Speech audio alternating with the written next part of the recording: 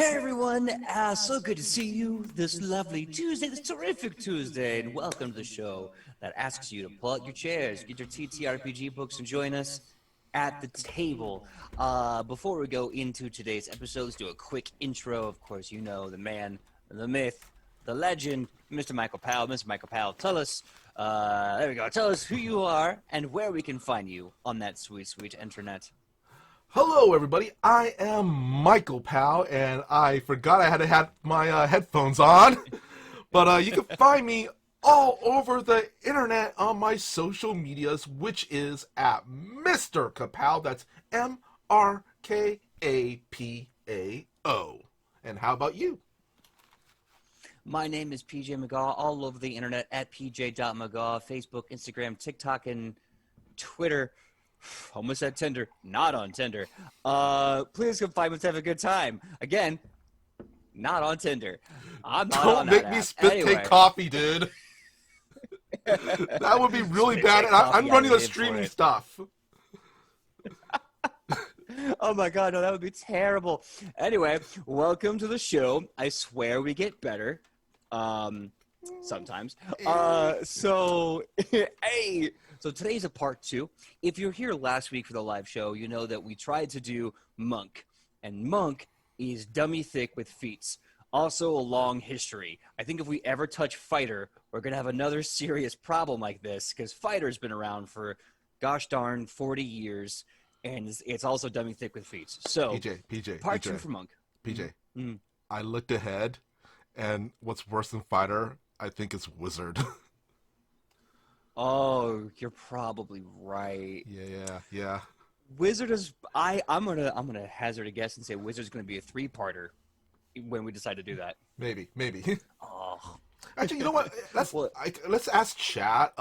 Maybe they can let us know on the next episode or something. What core class should we do next time? yeah. Let us know in the chat. Get in the comments. Get in the chat, and let us know what you legends think. We could do another core class, or it seemed to be a very fun wheelhouse. But we could also talk about things like different types of like role play suggestions, different type of GM suggestions. We can talk about broad topics like traps or boss fights, whatever. Snares. And go from Snares. there. I want to talk about snares. We can talk about it. We can talk about traps and snares. Yeah. Let us know. We have Reap Psyche in chat saying, Wizard is bottomless, and imagine if you try to go through a spell list. Ooh. I honestly thought about that as we were talking about Wizard. I think it would be cool if we do cover the magic, which is a stupid idea because there's so many spells. But at least what we could do is we could talk about, like cantrip to level 4 spells, and then another one with this for like arcane or whatever. Maybe the cantrip list, but if we went through the entire spell list of like divine, arcane, or whatever, that's gonna be a 10-part episode, and yeah. Hey, look, I'm down for 10 parts, and the best thing is we could also talk about, I think what Reaped was alluding to is the idea of making a spell list. So like if you are a wizard and you want to be this type of wizard, this kind of spell list, and other different build ideas, because that's what we do. We talk about TTRPGs, which is one half enjoying the emotional content that you are creating with your friends and the story that elicits, and the other half is algebra. It is basically algebra, and we are here for both. Wrong type of Asian. Look, that is your assumption. I loved algebra until it got too hard in middle school, and then I just zoned way the F out. But so today, because right now what we're talking about, if you're just tuning in, is about all the different multi-parters we're probably going to have to do on this broad topic of Pathfinder content. Yeah. I also want to say hello. I don't think we seen this person in chat, but I'm just going to call you SG1. Hello? It's good to see you in chat. Yeah, hello SG1. Is that like Stargate 1? I don't know. It's literally SGEEONE. I'm pronouncing it SG1. I'm Correct us if we're in my wrong. brain. Correct That's us what if I'm we're wrong. saying. Yeah. Yeah. Because like love to legend in the chat, Grebo Lightbrush. Case in point, it took us a while to get their name, but we love seeing your faces / names in the chat. We will get it right because it's your name and it's important. Mm-hmm. SG1 has just said that yes, that is correct. Reap Psyche said Stargate is the best. They've also confirmed that it is the best. Okay. There we go. Oh, and I want to say, last time on our first video, we kind of skipped over some of the advanced player's guide stuff and some other, of the other books. We just basically try to concentrate only on the core rulebook stuff when it came to monk feats. But because we got some extra time this episode, we're going to go through some of the advanced player's guide and other books feats. Yeah, we're definitely going to dial back. And on that bombshell, let's start off with where we kind of ended last time. We put a bookmark in it. So if you saw the Bunches of Punches episode about the monk, you saw that it took us almost the entire episode to get through base mechanics and all the feats up to level 8. So we're going to be starting off at level 8 with a very specific feat called Pinning Fire. Now, if you want to know more traits about the monk in Pathfinder 2nd Edition and how that monk is different from 1st Edition and 3.5 D&D, go check out our last episode. Hopefully, we'll have it on our YouTube soon. I think it should still be in the VOD. And the monk's very interesting. It's subtle, but that subtlety can make for a very different gameplay. It's also very it's more flexible than I first thought.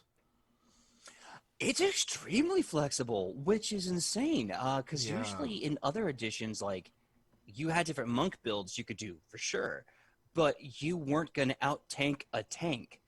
And in this edition, depending on your feats, your stances, etc., you may not have more HP than, say, an barbarian, but you still have a lot of damage mitigation for the monk to be a tank. And I'm in love with the archer monk right now. The Zen archer monk has always been kind of a fun classic monk build since 3.5. In good news, if you like that, it's in this one. I was a huge fan in last episode, I want to say, of one of the Stance Dance Revolutions. I think the Stance Dance that I was a fan of was Tiger. I like Wolf. I like Wolf and Stumbling, a.k.a. Drunken Boxing. Okay, I remember now. I liked Wolf and I liked Gorilla, because Gorilla Stance was basically, in the other games you had grapple monks that were basically better at grappling than almost anything else. In the recent 5th edition game, unfortunately, monks are no longer viable for grappling, only because you have to put way too much investment into strength to get that. You're better off playing a barbarian grappler because of their massive benefits to athletics and strength. And honestly, that's the thing about Pathfinder 2nd Edition is they lighten it up when it came to that one-page spread of grapple tree stuff. You remember that, PJ? I took a look at the old Pathfinder book recently, and there was an entire freaking page about grapple.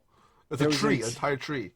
Oh, yeah. And what's great about 3.75 or Pathfinder 1, if you will, is that the grappling was kind of complex, but you would take feats to make it less and less complex and more to the point, more efficient, if you will. And first of all, I also want to say, while they streamlined it, it's a lot better.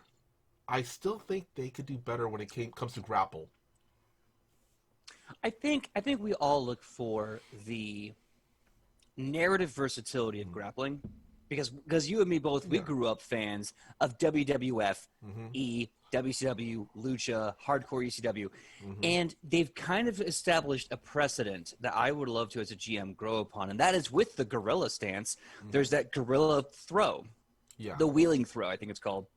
Anyway. But also, I was going to really quickly say, there's also moves like in wrestling that I wish they incorporate in TTRPGs better. Like throws where you don't throw people really far distances, like moves like DDTs or like fall away suplexes or Samoan drop. Yeah, like a Hurricanrana or like a Yeah, Frankensteiner. In Pathfinder 1, I'll say this and then we should probably get focused again. yeah, We're not usually this um tangential. I think it's just this episode, this content really sparks a lot of debate.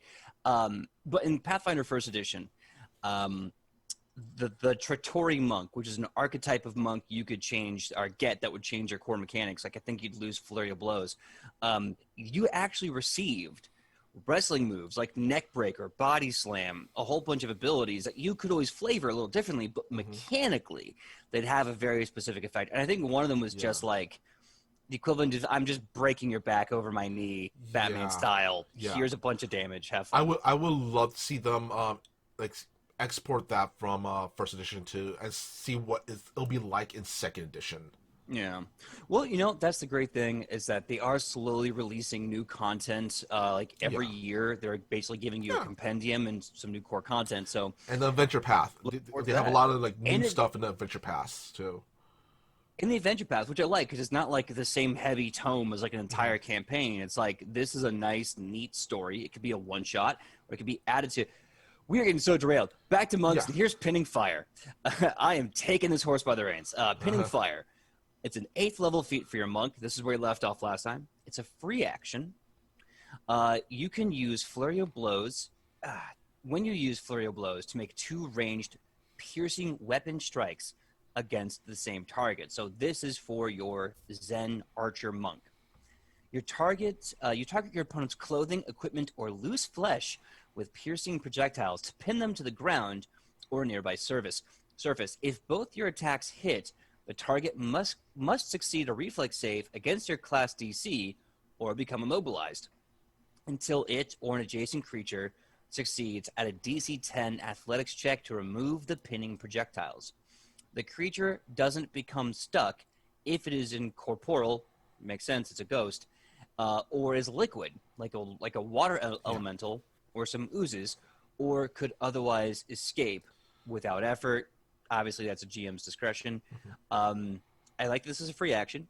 I like that this naturally enhances a basic attack of a Zen Archer monk. This is a really good bonus thing if you want to go this way. And it's really good control. My only problem with it is that I feel like I get the reflex save Hmm. concept, but I feel like if you're rolling to hit and you hit both times, as is part of the trigger, I feel like the breakout athletics roll, I feel like that should be class DC. Yeah.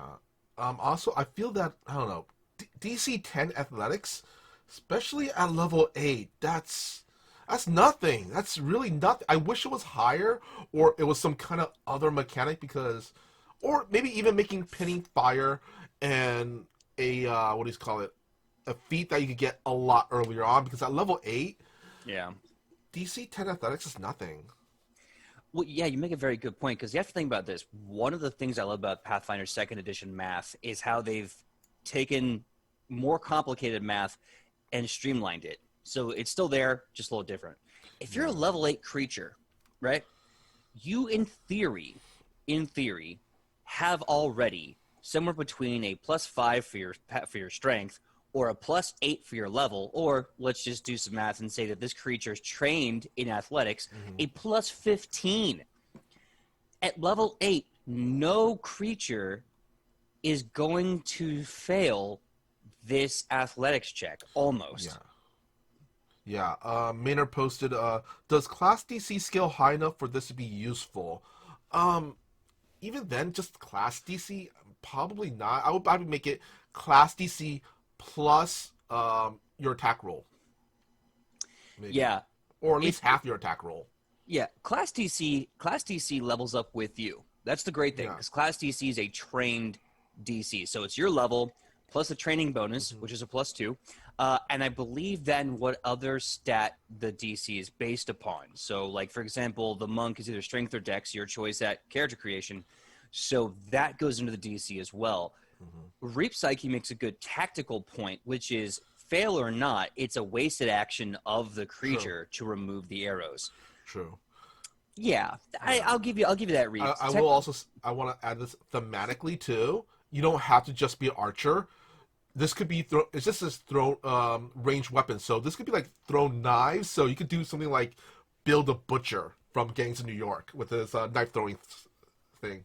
Absolutely true. That's why language is so important Mm-hmm. because we're all thinking obviously arrows, right?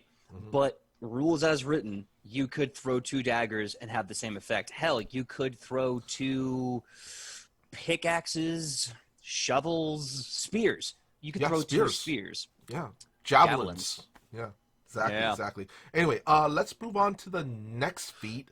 It's called Tangled Forest Stance. It's a feat at level 8, and it's one action. The requirements are you are unarmored. You extend your arms like gnarled branches to interfere with your foe's movements. You can make lashing branch unarmed attacks. These deal 1d8 slashing damage, are in the brawling group, and have the agile, finesse, non-lethal, and unarmed traits. While you're in Tangled Foot stance, Tangled Forest stance, you can act every enemy within your reach tries to move away, let's say from you, they must succeed a reflex, acrobatics, or athletics check against your class DC, or be immobilized for that action. If you prefer, you can allow the enemy to move. And yeah, last time I kind of stumbled over calling it a tangle foot stance because it literally is. It's a martial arts version of Tanglefoot bag. Yeah, you're not wrong, which makes this really good if you think about Yeah. it. Now, granted, like you're still susceptible because it's that Mm-hmm. Rorschach thing of like, I'm not in here with you. You're in here with me. Yeah. Yeah, you're stopping them from moving, but you may not want them to look at you. You know what I mean? Yeah. Um, and stances last, I think, until you switch out. Mm-hmm. So if you use Tangle Forest stance, I think this ability sounds more like a reaction. So you're not in your Iron Blood stance and can take a beating. So you gotta be careful with this move. But oh True. man, is it a good move? Yeah, you're basically the guy that holds the line. And Hmm. also kind of want to say with this move, you could what is it? The one plus side about this is it doesn't affect it only affects those you want it to affect. So if you have an ally who wants to go through your space safely, unlike a Tanglefoot bag where they might end up, tripping over themselves, you can just let them, like, free pass, go ahead, hall pass. Yeah, which is what makes it, I think, viable. Because if it was anyone, then you would start having to divert move actions to get around Yeah. the monk. So I guess it's a great ability. There's a danger to it because if you're not really like stonky, if you can't take a beating, you're gonna get all the attention. Yeah. The one after this is called Wall Run. It's one action. You defy gravity. Not going to sing it. Traversing vertical planes as easily as on the ground. Stride up to your speed. You must start your movement on a horizontal surface. During this movement, you can run up vertical surfaces, like walls, at your full speed. If you end the stride off the ground, you fall after taking your next action or when your turn ends, whichever comes first. Though you can still grab an edge if applicable, which is an action basically. These get used in pitfall traps a lot. They can also be used here. You're rolling to grab a hold of a ledge so you don't fall. It's a really cool mechanic that they have allowed so that Yeah. there is no confusion Yeah. about what's possible. I just want to say thematically, Mm-hmm. at least in my games, I'm gonna rule it as if you're gonna use this move, you gotta Naruto run it. You got a Arms out, Naruto. yeah, arms out to your back, and Naruto run up a wall. See, my brain was just thinking more like Assassin's Creed. Uh huh. But yeah, no, it's definitely interesting. I like that it allows you some amazing mobility, Mm-hmm. and depending on how high you go, because remember, vertical surface, if you can move 60 feet, that means you can go 5 foot forward, 50 feet high, and then drop on a dude. True. So there's a lot, and that Yeah. falling does do damage to your opponent. I will say this: get the catfall feet if you're gonna do that. Oh, absolutely. But I think there is the earlier feat for that. Mm-hmm. Either way, though, like it could be useful. Yeah. Just know that you might be hurting yourself in the process. Yeah, yeah. All right. Next feat is Wild Winds Initiate. It's a the prereq is it's a key spell. You learn a mystical stance that lets you attack from the distance. You gain the Wild Wind Stance key spell. Increase the number of focus points in your focus pool by one. While entering the stance is a key spell. The Wild Crash strikes the stance grants are not. So you can use them as often you like while in the stance. And so let's check this out. Let's see here. The Wild Wind Stance is costs one action to cast. Duration is until you leave the stance, and you take on the stance of the flowing winds, sending out waves of energy at a distance. You can make Wild Crash unarmed strikes as ranged strikes against targets within 30 feet. These deal 1d6 bludgeoning damage, use the Brawling group, and have the agile, non-lethal, propulsive, and unarmed traits. Wild Crash strikes ignore concealments and all cover. While in Wild Wind Stance, you also gain a +2 circumstance bonus against ranged attacks. And I just want to say this. Remember during Ra's rave party? Mm-hmm. This is the martial arts that Algong use. I was wondering, yeah, when you were underwater fighting Ravan, right? Yeah. Yeah. 'Cause Yeah. I remember you just like doing these strikes and the wind coming out, and I was like, I think Yeah. that's a thing. Yeah, also, thematically, normally I like to think of this as kind of like a Hadouken from a Street Fighter. Hadouken, yeah.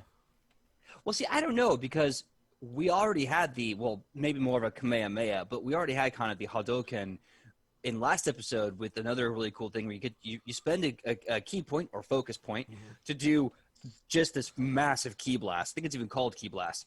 But this feels more like Aang from Avatar, like punching and then this giant gust of wind coming out. And I love it because the damage is about the same as your unarmed strike. It lasts, it's for one focus point. It lasts until you decide to drop the stance. So if you just want to play a ranged monk, there you go. 30 foot of range to attack. That's really good. Yeah. On top of that, the bonuses to hit are the same as what your strike would be. And propulsive adds up to half your strength modifier damage, which if you have a decent strength and you're really focusing on dex, that's free bonus damage to every strike. Yeah. And the bonuses to range attacks against you, like this is a really good feat or a spell. Holy crap. Totally. Honestly, if I was gonna make a monk who was a stance monk, this is the stance that I'll be working towards once I get to level 8, able to pick up. I think this is level 8. Double check actually. Level 8. I would drop most of my other stances for this because, dude, you're doing hand-to-hand combat, but at a range. That's so good. And the thing is, you don't actually have to lose your other stances. You just spend a focus point, and you get to use this stance until you decide to leave. Yeah. Once you leave, you could jump into a new stance. That's why we call it Stance Revolution, because you're constantly just changing stances the whole time. But with this stance, I was like, I'm just staying in the stance like forever. Hey, if you take 10 seconds to refocus your key, you can. All right, now we're on the level 10 feats. We're halfway there. Cobra Envenom. It's one action to use. It can be done once per minute. Okay, so like once a fight, basically. Prerequisites: you have to be in Cobra stance and be expert in unarmed attacks. I'm pretty sure the expert comes in at level 5, if not level 7. And you need to have the Cobra stance feat as well as being in Cobra stance. Cobra Kai never die. You lash out with the devious intent and the power to envenom your foe. Make a Cobra Fang strike. Your reach with the strike is 5 feet greater than normal. There's a build for you. How much reach can you get with your bare arms? If the strike hits, the target takes 1d4 persistent poison damage per weapon damage die. I'm gonna go back to that for a second. There's a special footer. We'll go back. Special. If you have this feat, the circumstance bonus of fortitude saves and fortitude DC granted by Cobra Stance increases from +1 to +2. Nice. So there's a previous feat we talked about in the last episode where basically, as a Cobra Stance, your unarmed strikes poison your target. I think I mentioned a Baki villain that did the same thing. So this is balls. This is bananas because at level 10, in theory, you could be having a bonus 2 weapon dice, right? Yeah. A bonus 2 on top of the OG. So that means you could be somewhere between 2 to 3 damage dice on one strike. This adds a persistent, that by that logic, so let's say you're doing your Cobra Strike and it's a D8, right? For the Fang. I think a Cobra Fang is D8. Yeah. So now that's about 3 D8 plus dexterity modifier for damage, or strength modifier, sorry, for damage. And then there's another 3d4 persistent poison damage every round after that while you're still messing them up until they save it out of their systems. Oh, yeah. Yeah, definitely. If Rufa was a monk, this would be his stance. I'm just going to say. And also, the stance and this ability pairs so well with the Poisoner archetype. Mm-hmm. Absolutely. That would be a really fun build. Yeah. To have, like, the poison touch guy. Reap Psyche, they're snake arms, not bear arms, silly. I know. Yeah. Yeah. You're literally playing Gin from Street Fighter. Yeah. This is the Shiten Ketsu. Shiten Ketsu. Yeah, that's the finisher of Gen from Street Fighter. Basically, Chun-Li's Sifu. Yeah, her Sifu, and then in Street Fighter V, you may know they made a character all about it, and it was Fang. Yeah. And I think it's Fang and not Feng, because I'm pretty sure he was named after a snake Fang and not like the actual Chinese name, which is unfortunate. Either way, Cobra and Venom. Dear God, that's insane. Let's move on from there, shall we? All right. Let's see here. And also, really quick, I just looked it up. It's It's pronounced F-A-N. Fang. Fang, yeah. Yeah. Yeah, it's F-A-N-G. I think it's spelled F-A-N-G, right? Yeah, but it's pronounced F-A-N. Interesting. Okay. Yeah. But anyway, the next one is Knockback Stance. It's 2 actions, feat level 10. You focus your strength into a blow powerful enough to push an enemy away from you. Make an unarmed strike. If you hit, attempt a athletic check to shove the target. The attack uses the same multiple attack penalty as your strike and doesn't count towards your multiple attack penalty. Yeah, this, if you need to clear the room or crowd control, or just, you know what, knock someone off of a freaking mountain, knockback strike. Yeah, and there's nothing wrong with that. I think, and according to the rules of knockback, like, it's going to do about 5 feet. A shove is always going to be about 5 feet, and I think if you crit or they crit fail, depending on the application of it, you might be able to get up to 10 feet. So it's not going to get insanely, like, you know, super projection, but it's going to add up. Oh, yeah. It's a fun stance, and it's a fun maneuver, and honestly, if you can't think of anything else to get at level 10, this is solid. Yeah. Ooh, now the next one is P-Foul Strut, and I know we talked about P-Foul last time. Yeah. And in fact, it's built off that with a P-Foul stance. So while you're in the stance, you can use the P-Foul Strut. It is 1 action, and this is another level 10 feet. You slowly move across the battlefield with dangerous grace. Step twice and then strike. The strike must be made with a sword required by the P-Foul stance. Now, what's interesting about this is that with every other time you get move twice, hit once mechanics, like the fighter and the barbarian have, but I think they even get the same feat, like name and everything, it's 2. It's 2 actions to move twice and hit once, which in theory is amazing economy, right? Yeah. This is just 1.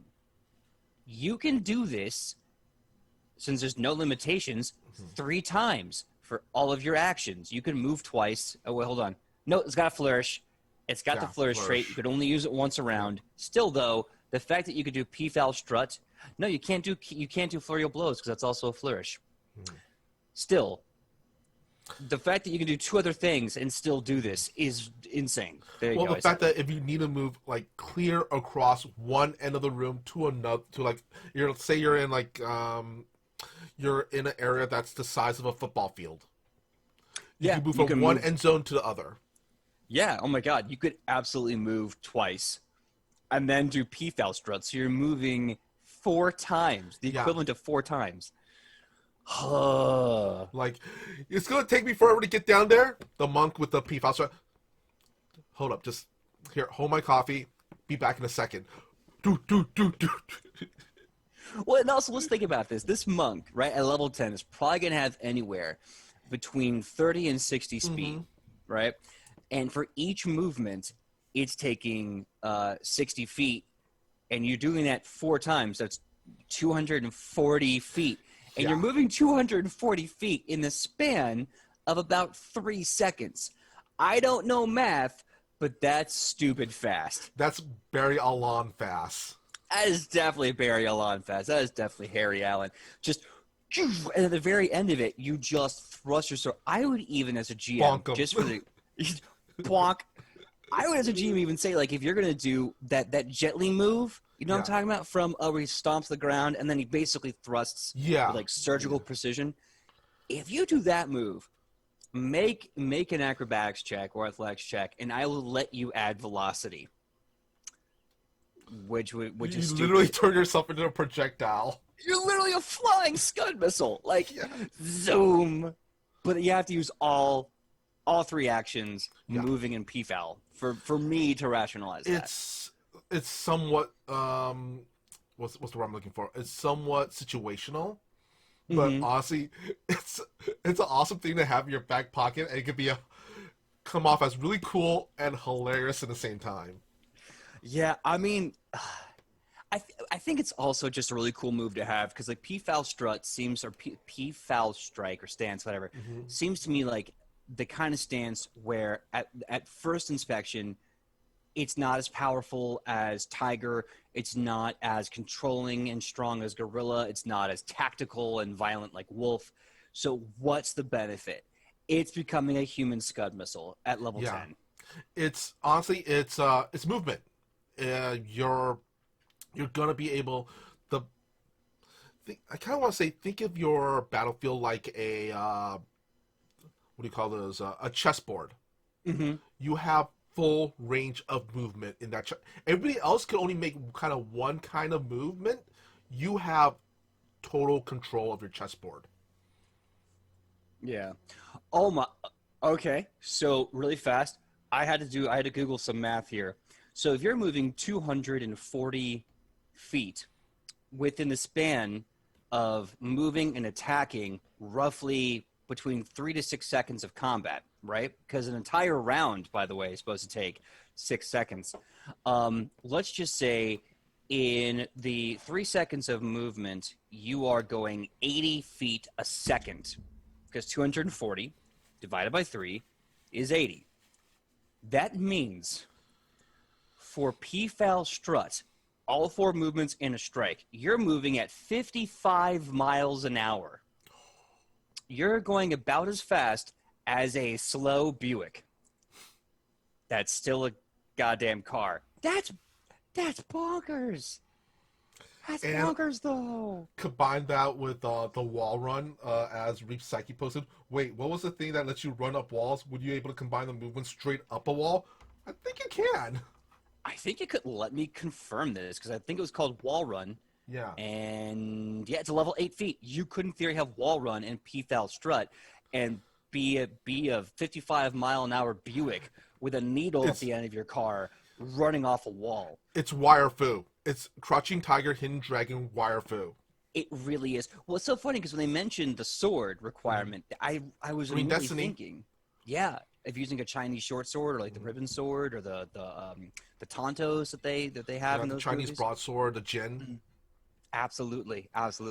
But anyway, let's move on to the next feat called Prevailing Position. This is a reaction. Prereq is you have to have at least one stance feat, which as a monk, that's not too difficult. The Yeah. trigger is you are targeted by an attack or attempt a reflex saving throw against a damaging effect, and you are in a stance. Your willingness to flow from one stance to another lets you sacrifice their benefits to better protect yourself. You leave the stance you're in, gaining a +4 circumstance bonus to the triggering saving throw or to your AC against the triggering attack. This is actually really cool because this essentially allows you to safely switch from, say, tiger stance to wolf stance, do and have the tripping attack ready for your next action if you're targeted. Yeah. There may be some GM discretion on this because I'm looking very carefully at the language here, right?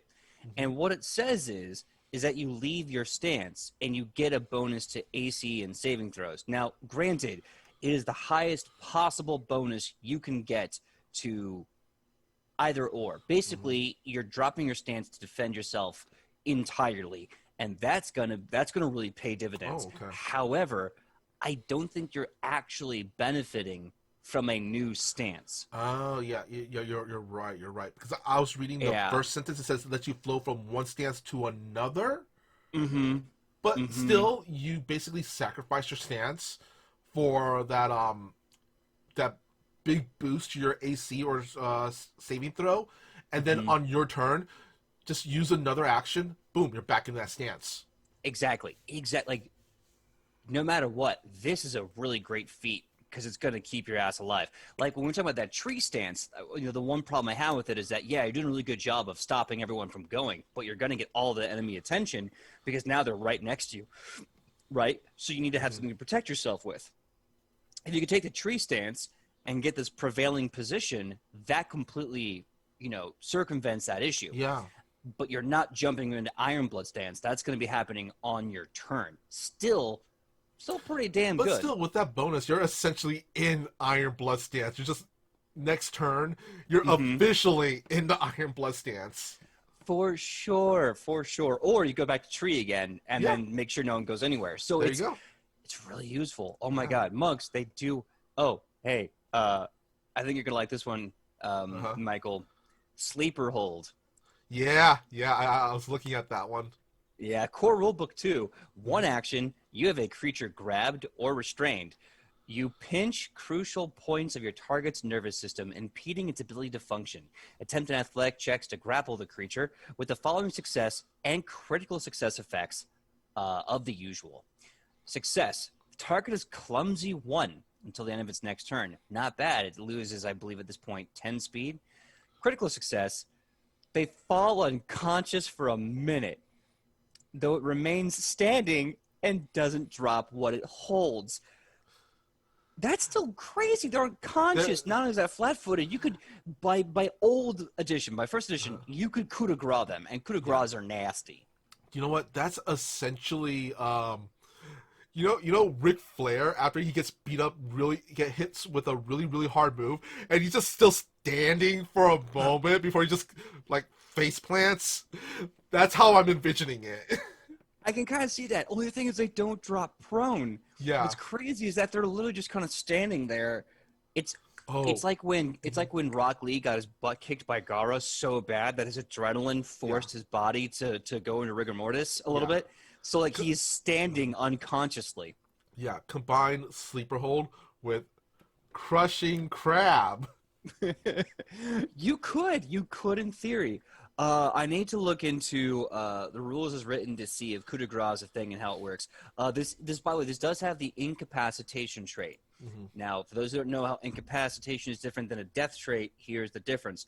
An ability with this trait can take a character completely out of the fight or even kill them, and it's harder to use on a more powerful character. If a spell has the incapacitation trait or any creature of more than twice the spell's level treats the result of their check to prevent being incapacitated by the spell as one degree of success better. Yeah. So you're at a level 10, you are not going to be choking out a level 20 character. Yeah. Let's just say it's gonna be a little difficult to choke out a dragon. You can still attempt it, but there's no guarantee that you're gonna be able to choke out a dragon. Yeah, this is the incapacitation trait is interesting. However, I feel like if you want to use this against a boss, it will not work. Because let's say you're Yeah. fighting a boss that's just one level above you. If they are a CR11 creature, they're not going night night, and they never will. Well, okay, they could. They They could. could roll. They could critically fail, Hmm. and then, well, it's your check. Okay, Yeah, it's your check. So you can still, critically succeed. you could critically succeed and be counted as a success. Yeah. Yeah. But you won't knock him unconscious, which is probably fair. Otherwise, you get broken to just walk up, Yeah. get the big bad evil guy in a rear naked, do a quick jerk, and then Yeah. it's Just like, to well, start. guys, we Yeah, win. just wandering around the battlefield. It's like choke done. Okay. Oh, choke done. Oh, there you are. Choke done. Yeah, because that's just it. There's no limitation. It's just one action. You have Yeah. to be grabbing them. So if you make one athletics check, grapple, one action, night night. Yeah. That's See, it. that's how you get the nickname the Strangler. The That's not a nickname you should be having. Yeah. Or at least, unless you're a wrestler, because there is a wrestler called the Strangler. I mean, for wrestling, yeah, and I feel like that's kind of done. Now, I don't know the character, so I'm guessing. That's done as more an homage to the 80s where they had these horrible Yeah. names like Bruiser and Crusher. Yeah, the wrestler, he's actually a mask wrestler that wears like a top hat and that little like mini cape, I love, like I love Victorian what England. wrestling. I love what wrestling has become. Reap Psyche says, "Look, as long as I know where the arteries are, I can choke anything." Or one of my favorite wrestlers, Jarvis Cottonbelly, who also I believe streams here on Twitch. Yeah, his sleeper is he literally takes somebody in his arms like baby cradles and then just rocks them to sleep. Yes, I've seen his stuff in the Yeah. Dark Horse and the Burbank Underground wrestling stuff. I love it. If you love really great performances that are not taking themselves seriously and coming up with amazing gimmicks, go check out the Burbank Underground like wrestling stuff. Yeah. You have force chokes, invisible spirit bombs, and grenades. Like it's a lot of fun. Yeah, but anyway, let's jump on to the next feat, and yeah, we're going once again, really anime with wind jump. The prereq here is it's a key spell. You gather the wind beneath you, allowing you to soar as you jump. You gain the wind jump key spell. Increase the number of focus points in your focus pool by 1. And by now, I also want to let everybody know the most points you get as a focus pool as a character usually is 3. So, little FYI. But anyway, let's check out the wind jump key spell here, which is Crazy. like I said, it's very anime. So One anime. action cast, verbal. Duration is 1 minute. You gain a fly speed equal to your speed. You must end your action on the solid ground or you fall. Heightened at level 6. At the end of your turn, you can attempt a DC 30 acrobatics check to find purchase in midair. If you succeed, you don't fall. I just want you all. I love all you legends in the chat, and I want you to consider this for a 1 action cost to start with 0 concentration. You are flying for a minute straight whenever you would move. And the minute you make a DC 30 acrobatics check, which at level 10 would be, depending if you're trained or expert, a matter of getting, let's see, 10 plus, let's just be generous and say 5 is 15. Let's be small with a train, say plus 2, that's a plus 17, which means you need a 13 up. And if you're expert in acrobatics, that's a plus 4. That means you just need a 10 up. No, hold on. I'm doing math wrong. You need a... if it's a plus 14, you need 30. 16 up. Okay. So that one's 17 up. Either way, Yeah. you're a flying friggin' monk that can shoot laser beams out of your face and hands. You're Superman. You're goddamn Superman. Reap Psyche posted, this is wire fu, and I cannot agree with you more. Oh god, combine this with wall run and P-foul stance. I mean, I would even say if you could, because I just binged all of Invincible. Great show. You haven't had Oh a chance to yeah, see it yet. Great book. You combine this with 1 Inch Punch, and you're invincible. You're just flying up and just wrecking them. yeah. Uh, anyway, where are we? Winding Flow. One action, once per round. Okay, let's see how this goes. Any journey consists of more than simply reaching. Any journey consists of more than simply reaching your destination. That threw me for some reason. Use two of the following actions in any order. Okay. Stand, step, and stride. You can't use the same action twice. Okay, so once per round, as one action, you can take two movements. Not bad. The fact that you can stand up from being knocked prone and stride your full movement off of one action, pretty darn good. Step and stride just seems kind of weird. Like, okay, you're getting a 5 foot extra step at the end of your movement for once per round. It's good. The fluff is very confusing. Like, it's like Yeah. this deep metaphor. You can walk. What? Also, I kind of want to point out, it feels like a lot of the movement type feats are like in the 8 to 10 level, you know, area. We haven't read the feat level 12 and higher yet, but it feels like in this neighborhood ish. Is it just me? Mm-hmm. I think you're right. I feel like because I think at the beginning it was all stances Yeah. and utility, and now we're getting massive mobility, Yeah.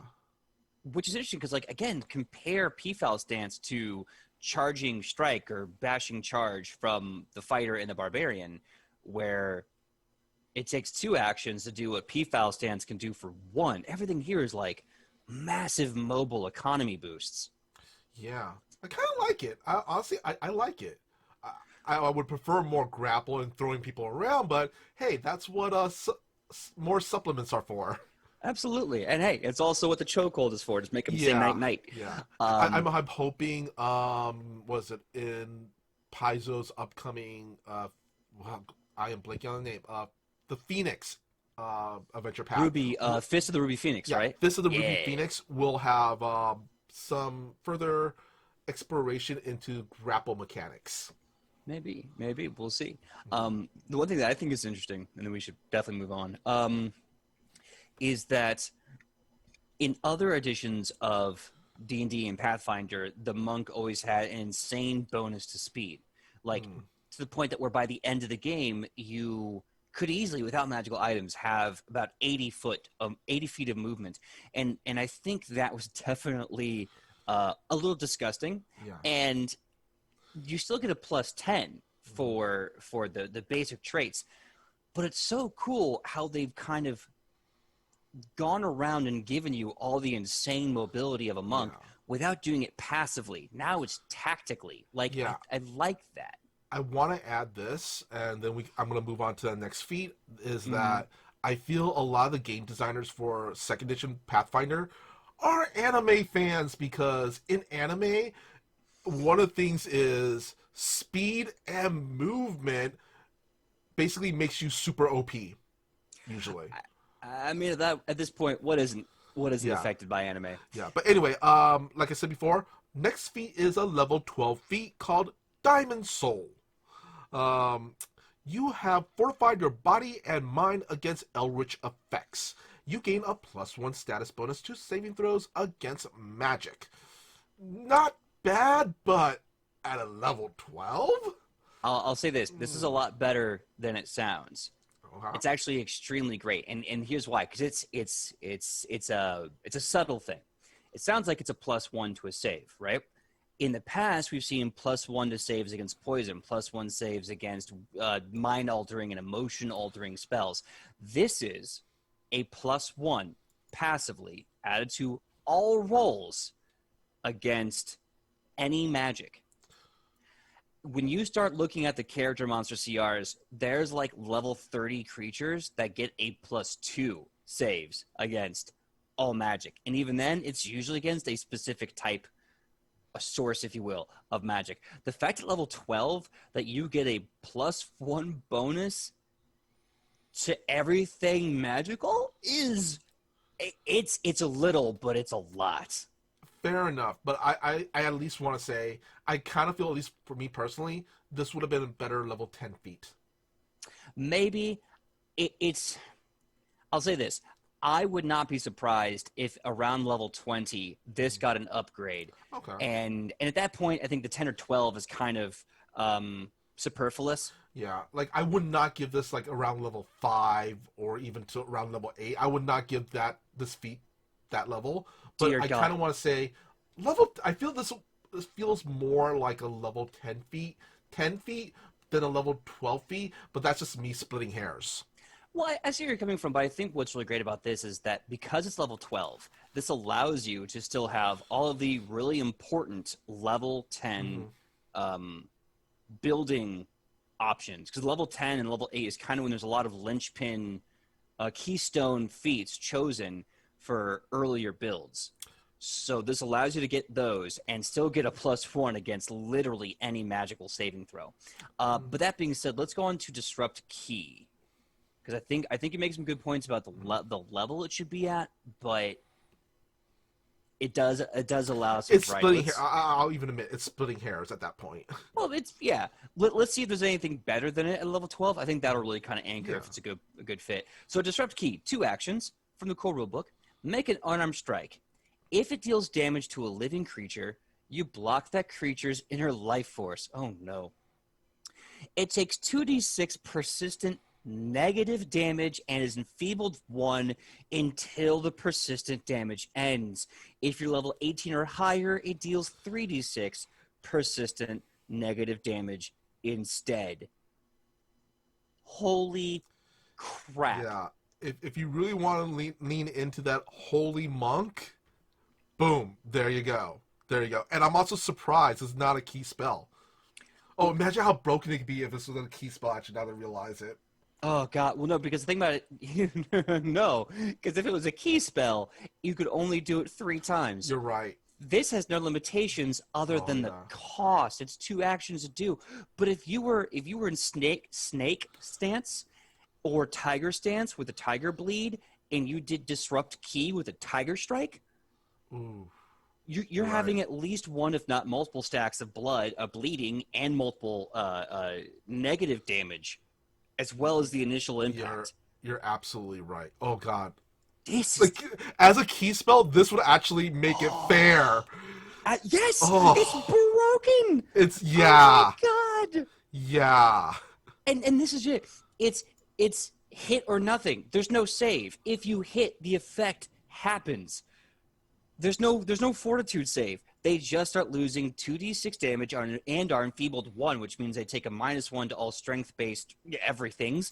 And if you're 18 or higher, it's 3d6. Yeah, they have to roll a recovery to get rid of it. But if they don't, that's still up to 12, if not up to 18 free negative damage. Yeah. Unless you're fighting a vampire, that's going to kill the bastard. Yeah, you could do this every turn. And fighting a vampire also, once again, extremely situational. So you're not going to be facing vampires all the time. So you got the entire rest of the bestiary.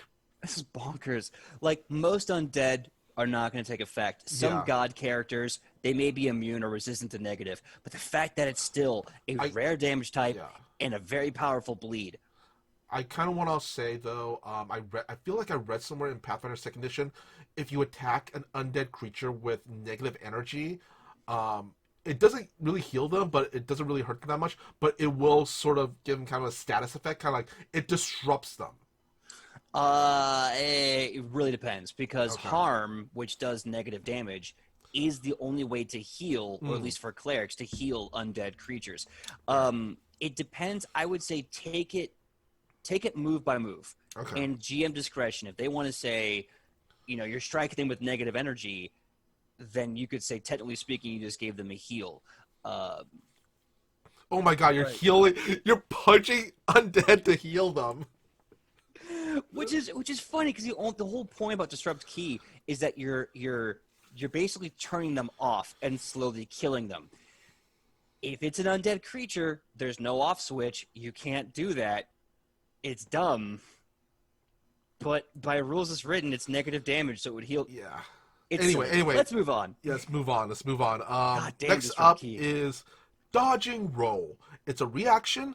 Prereq is master in acrobatics. The trigger is you take damage from an area effect that allows a reflex save, aka fireball. You dodge a blow at the last possible moment. You step and regain resistance to all damage equal to your level against the triggering effect. If your step moves you out of the triggering effects area, this resistance is instead equal to your level plus your dexterity modifier. Now, Oh, I love it. I'll say this. There's nothing better than just saving and taking no damage, right? yeah. But the fact is, as a reaction, so you're already taking damage. You have to already take damage to use dodging roll. Oh, that's so good. Yeah. Oh, and imagine combining this with while in P-foul stance. Well, see, that's just it. That P-foul is all offense mobility. This is pure defense. So if you let's say you roll against Fireball, right? Mhm. Fireball is a basic reflex save. On a critical success, you take no damage. On a success, you take half. Let's say you succeed, but you don't crit. So you take half the damage. Then, reaction, you dodge out of it. Whatever damage you're taking is now minused by your level or your level plus your dex modifier. You can basically shrug off a fireball Yeah. entirely. And honestly, I still want to say P-foul stance does help because it does give you that boost of movement. Yes, but this is a reaction, so you wouldn't be able to use the P-foul okay. stance for this. Okay. What about but either wall way, run? you could definitely. You could run Well- up a wall away. Roll up a wall. You could roll up a wall. Maybe. Let me check, because I think it's a step, not a stride. It's a step, so a step's only 5 feet. So you wouldn't really. Mainly, this is just so that you have a mechanical excuse to be like, no, and then take no damage. Yeah. Still, it's really good. It's really good. It's insane. Yeah. Oh, Yeah. okay. Sorry, I'm trying to bring myself back down to earth for a bit. Focus shot. It's another level 12. You know, you're like your Zen Archer, Michael. Focus shot. It's a monastic archer stance, so this is definitely up your alley. Once you're in the stance, one action, you achieve a state of perfect calm before unleashing your attack, opening your mind to the minute movements of the world around you to increase your accuracy. Make a ranged weapon strike against a target within your weapon's first range increment. This strike ignores the target's concealed condition, and all cover. Okay, so basically, it's really good to kind of nope your enemy's defenses, which as a ranged fighter, probably that's going to be your one downfall. The more cover they take, the less likely you're going to hit them. But the fact that you can negate all cover and the concealed condition, it's pretty damn good. Yeah. It's one of those things where, oh, you're hiding behind that. No, that doesn't mean jack diddly. Pew pew. Let's see. Rube Psyche says, "Oh my God, you're Josuke from JoJo for the undead, giving regen with punches." Yeah, it's that disrupt key is not. You know what reminds me? There's a move in Pathfinder First Ed for monks. It's a very high level move, and it's very similar. I don't think it's called Quivering Palm, and you strike someone with it, and then you basically get to will them to die, and they have to make a fortitude save, or they just straight up die. It's a lot like Quivering Palm. Yeah. But anyway, our next level 12 feat is called Improved Knockback. Prereq is Master in Athletics. When you successfully shove a creature, increase both the distance you can push the creature and the distance you can move to follow along the target by 5 feet on a success or 10 feet on a critical success. If you push the target into an obstacle, it takes bludgeoning damage equal to 6 plus your strength modifier or 8 plus your strength modifier if you have legendary proficiency in athletics. So essentially, it improves your knockback, and that bonus to if you knock him up against like a boulder or something, Dragon Ball Z style. Mm-hmm. Yeah, I like this. This is one of those things that it improves on kind of your basic attacks. Yeah, at least any basic Passive. attack where, yeah, it's a good passive bonus. I believe my favorite 1-inch punch has an upgrade coming later that makes it so that when you do 1-inch punch, you also knock them back a little Mm-hmm. bit. You put improved knockback on a 1-inch punch, you're basically just knocking dudes left and right and doing that Yeah. sweet secondary damage as they knock into stuff. Oh, definitely, Ooh, definitely. that sounds like a fun build. Yeah. Ooh, knockback monk. Okay. Whew. Meditative focus. Pure X, you have to have key spells already, which at level 12, dear God, I hope you chose at least one. Because they're so good. Your meditation is so effective that you can achieve a deep focus. If you have spent at least 2 focus points since the last time you refocused, you recover 2 focus points when you refocus instead of 1. Now, I remember we had this with the Magus, Mm-hmm. and this is really neat because your economy of recovery for focus points is so much better. Mm-hmm. However, my logic is this: if you have 10 minutes to drop everything and refocus your life, you probably have 30 minutes to do the same thing and get all 3 focus points back. Yeah. And odds are that time is going to be hand waved by everyone, because who wants to role play for 30 minutes while you're meditating, right? Yeah. This is one of those things where I feel if you're playing with a GM who is really into rules as written, yeah, Mm-hmm. take this. You can be like, yeah, this happens. Like, there's no way of saying it can't because some BS reason. It just happens. Or honestly, Yeah. Pathfinder sidey games. Yeah, I can really see this happening when you say, I'm going to take 10 minutes to refocus, and then the GM says, haha, at the end of your 10 minutes, an ambush appears, right?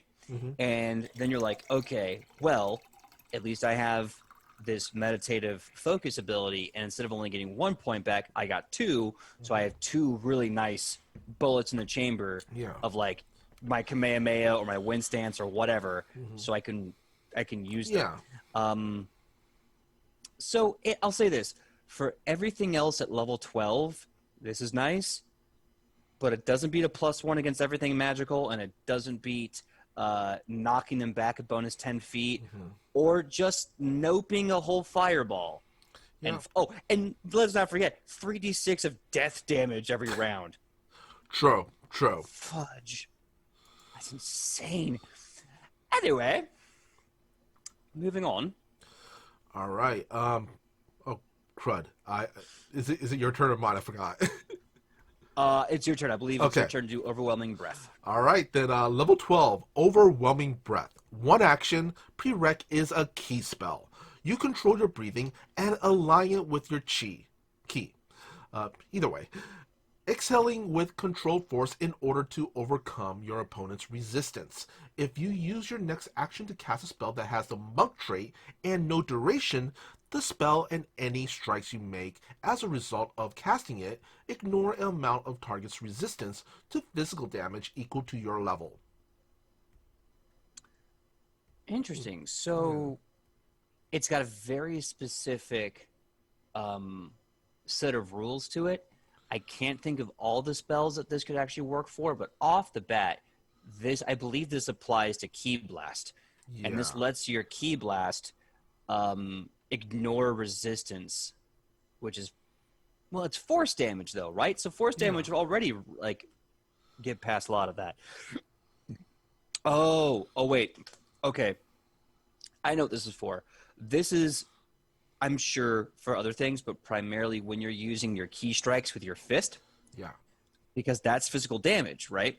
So the idea is you use this with your key strikes to further negate damage resistance against your, because that's one of the monk's problems, is that because they have small dice, overwhelming DR is very challenging, and this helps for that a lot. Yeah, and also I want to say it does help with moves like Wild Wind Stance because that is still considered bludgeoning.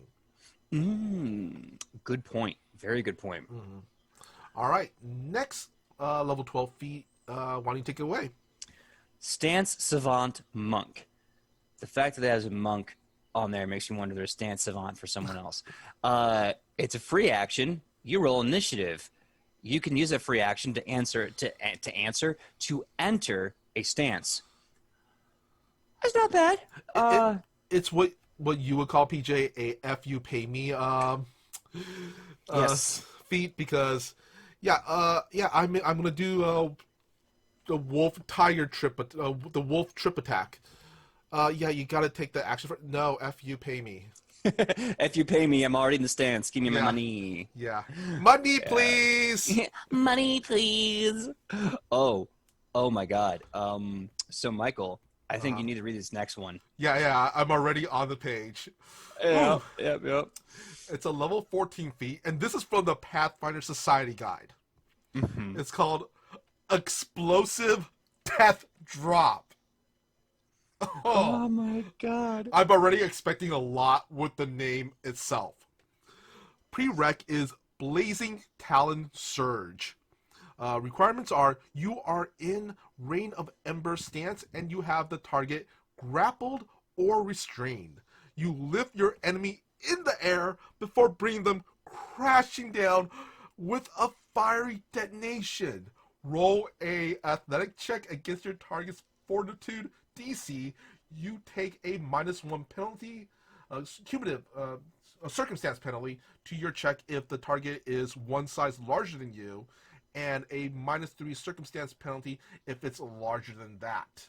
You gain a +1 circumstance bonus to your check if the target is one size smaller than you, and a +3 circumstance bonus if it's smaller than that. Critical success, the target takes 12d6 fire damage and falls prone on an unoccupied adjacent square of your choice. The target is no longer grabbed, and the target and any creature adjacent to it, oh my god, also take 1d6 persistent fire damage. Continue, please continue. I didn't interrupt, sorry. The regular success is as critical success, but the target takes 6d6 damage instead of 12d6, and the creatures don't take persistent fire damage. Failure is the target is no longer grabbed. Critical failure is as failure, but you fall prone. Oh my god. This is a literal power bomb. This is insane. This is not just any power bomb. This is a power bomb with your very own pyro. The fact that, now granted, we all have hesitation for fire damage because at later levels, most things are resistant. Sometimes they're immune. And this is level 14 feet. And it has to be because this is such an amazing move. But the fact that you can do 12d6 fire damage and create an area of effect for 1d6 persistent fire damage. Let's see here. The target and any creature. So I don't think that applies to you. Please God, I hope not. That is amazing. Dear God, that's amazing. Yeah. Oh god, what is it? Oh god, this is an absolutely bonkers move. It's like you said, it's literally a freaking power bomb with your very own pyro. And I'm wondering if you can mitigate that -1 penalty if you have Titan Wrestler. You know, maybe because it Honestly, sounds if like I was the GM, I would, because that you're literally taking a feat to mitigate stuff like this. maybe. I think the big question we have to ask ourselves as GMs is because Titan Grappler removes an inherent penalty for trying to grapple someone bigger than you and allowing you to grapple someone 2 sizes bigger than you, right? So I don't know if that automatically negates this or if this is an accumulative bonus, or I'm sorry, penalty. So it would be like you're already having issues with or without Titan Grappler, and then this would be added on with or without Titan Also, Grappler. on top of that, you're already level 14, so it's not like it's even at -3, it's not that bad. But I just want to Yeah. say, I'm gonna power bomb a dragon with pyro. At level 14, I'd allow that. And here's the crazy thing. You make a very good point. At level 14, if you are a master in athletics, that is a plus 20 to the roll, not even including your stat. So, oh no, a -3. Get wrecked. Like, who cares? Anyway. Oh, we Next, got Reap Psyche says power bomb a jaguar god maybe. maybe, come back in 11 levels and Yeah, we're just catch him gonna come back to the outside. jungle after at level 11 and go, "Where's that jaguar god?" All of us is like, we're looking for the jaguar god to power bomb. Yeah, just like I'm gonna get ripped. R.I.P. that Jaguar. Fwah! Uh, oh God. Level 14, form lock. One action. You have a foe grabbed or restrained. So see, now we're starting to get some really good grapple stuff, right, Mike? Yeah. It's one action, grabbed or restrained as a monk. That's very easy to do. And if you're a guerrilla monk, it's almost immediate. Your ability to control your own ki empowers you to pressure other creatures into resuming their true forms.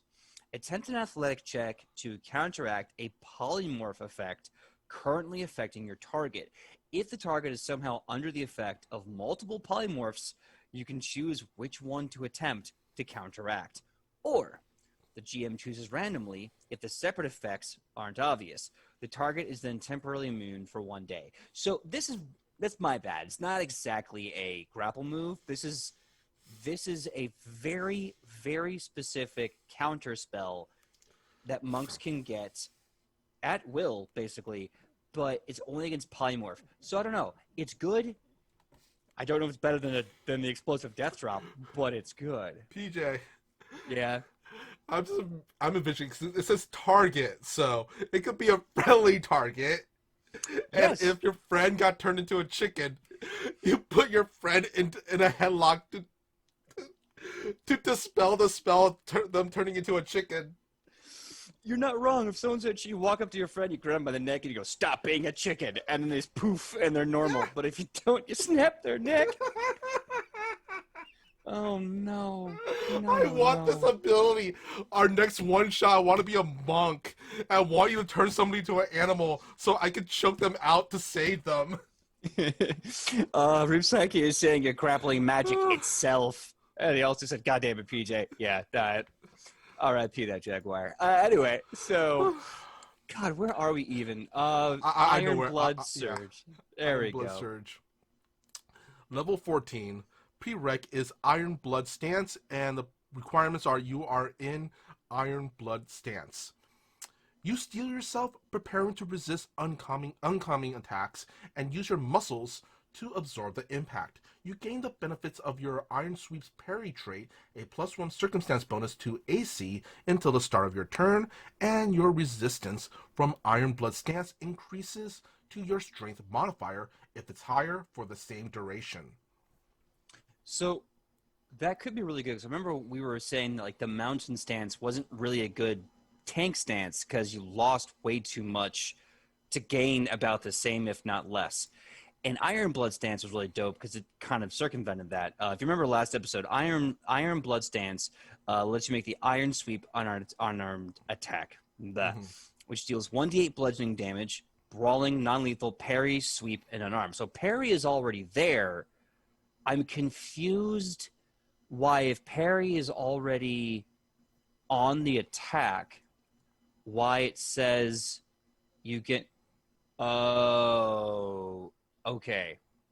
Okay, I think what they're trying to say is that you're always under the effect of parry instead of having to, like, do an action or something. Or doing Iron Blood Surge makes you under the effect of parry and increases your innate resistance.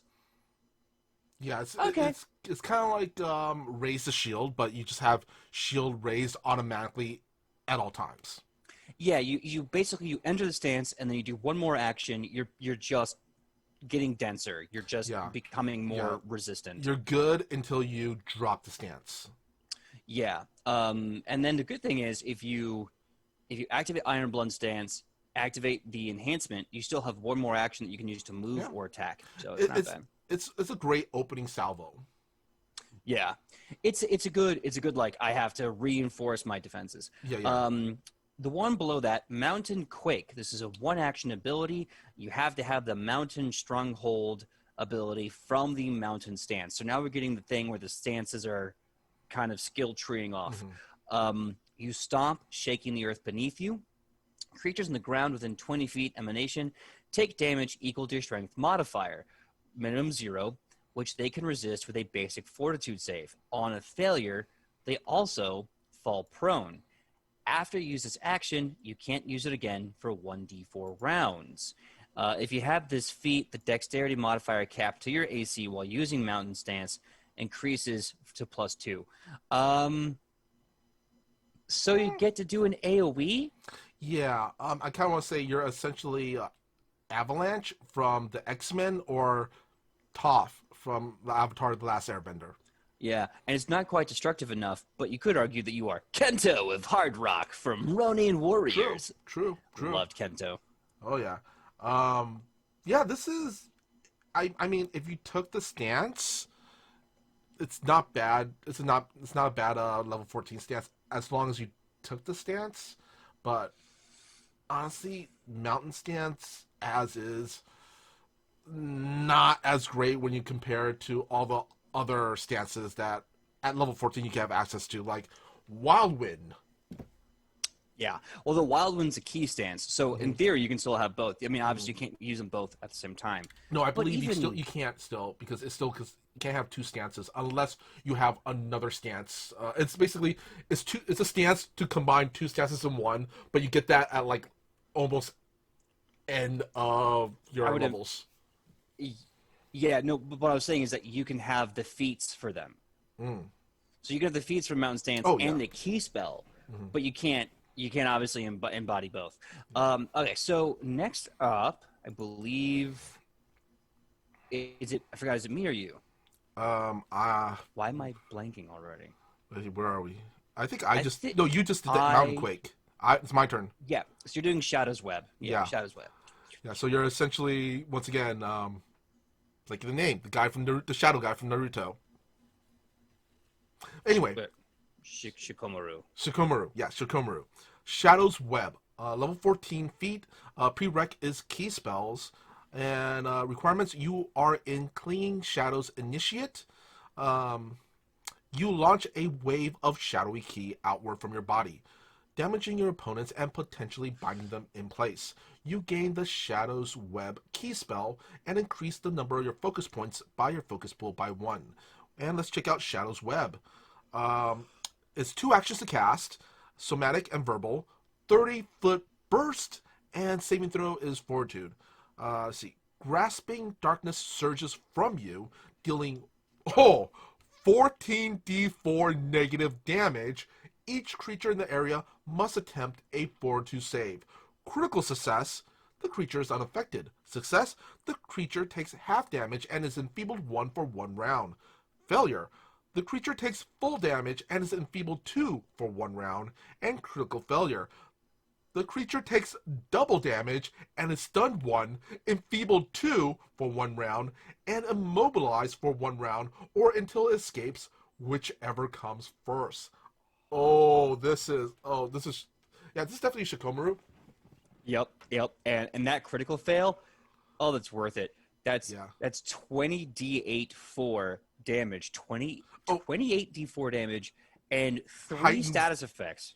I want to say also heightened 1 is the negative damage increases by not 1d4, but 2d4. Yep, and it's a +1, which means that it's not limited to just one level. I believe every time it's heightened by one level, it gets a 2d4. And here's the thing: it's a focus spell level 7. Mm-hmm. So if you do cast it as a level 9 focus spell, that's another 4d4 negative damage. Yeah. So that would be a total of 18d4 negative damage. At first, I was like, "Oh, it's gonna be another stance move. That you're gonna be in another stance." No, this is yeah. There's a reason why you can't do this like consecutively over and over and over again. Mm-hmm. Or, oh yeah, oh god. So Yeah. Oh, It's honestly, not so even a damage. nasty. Honestly, for me, it wasn't even a damage. It's the what was it? The debuffs on it. Yeah, Reap Psyche just did the math. An 18 D8 negative damage, I think that's what that's for, is 28 to 112 damage. May I remind you, in a 30-foot burst area. Yeah. Ooh, that basically you can take out a bunch of like goons Hmm. or big bad bunch of goons, and then if you don't take them all out just by doing this, whoever's coming up next after you is going to just clean house. And then if they fail to any degree, success or otherwise, because even success still gives the effect, they're either enfeebled or enfeebled and stunned or enfeebled, stunned, and immobilized.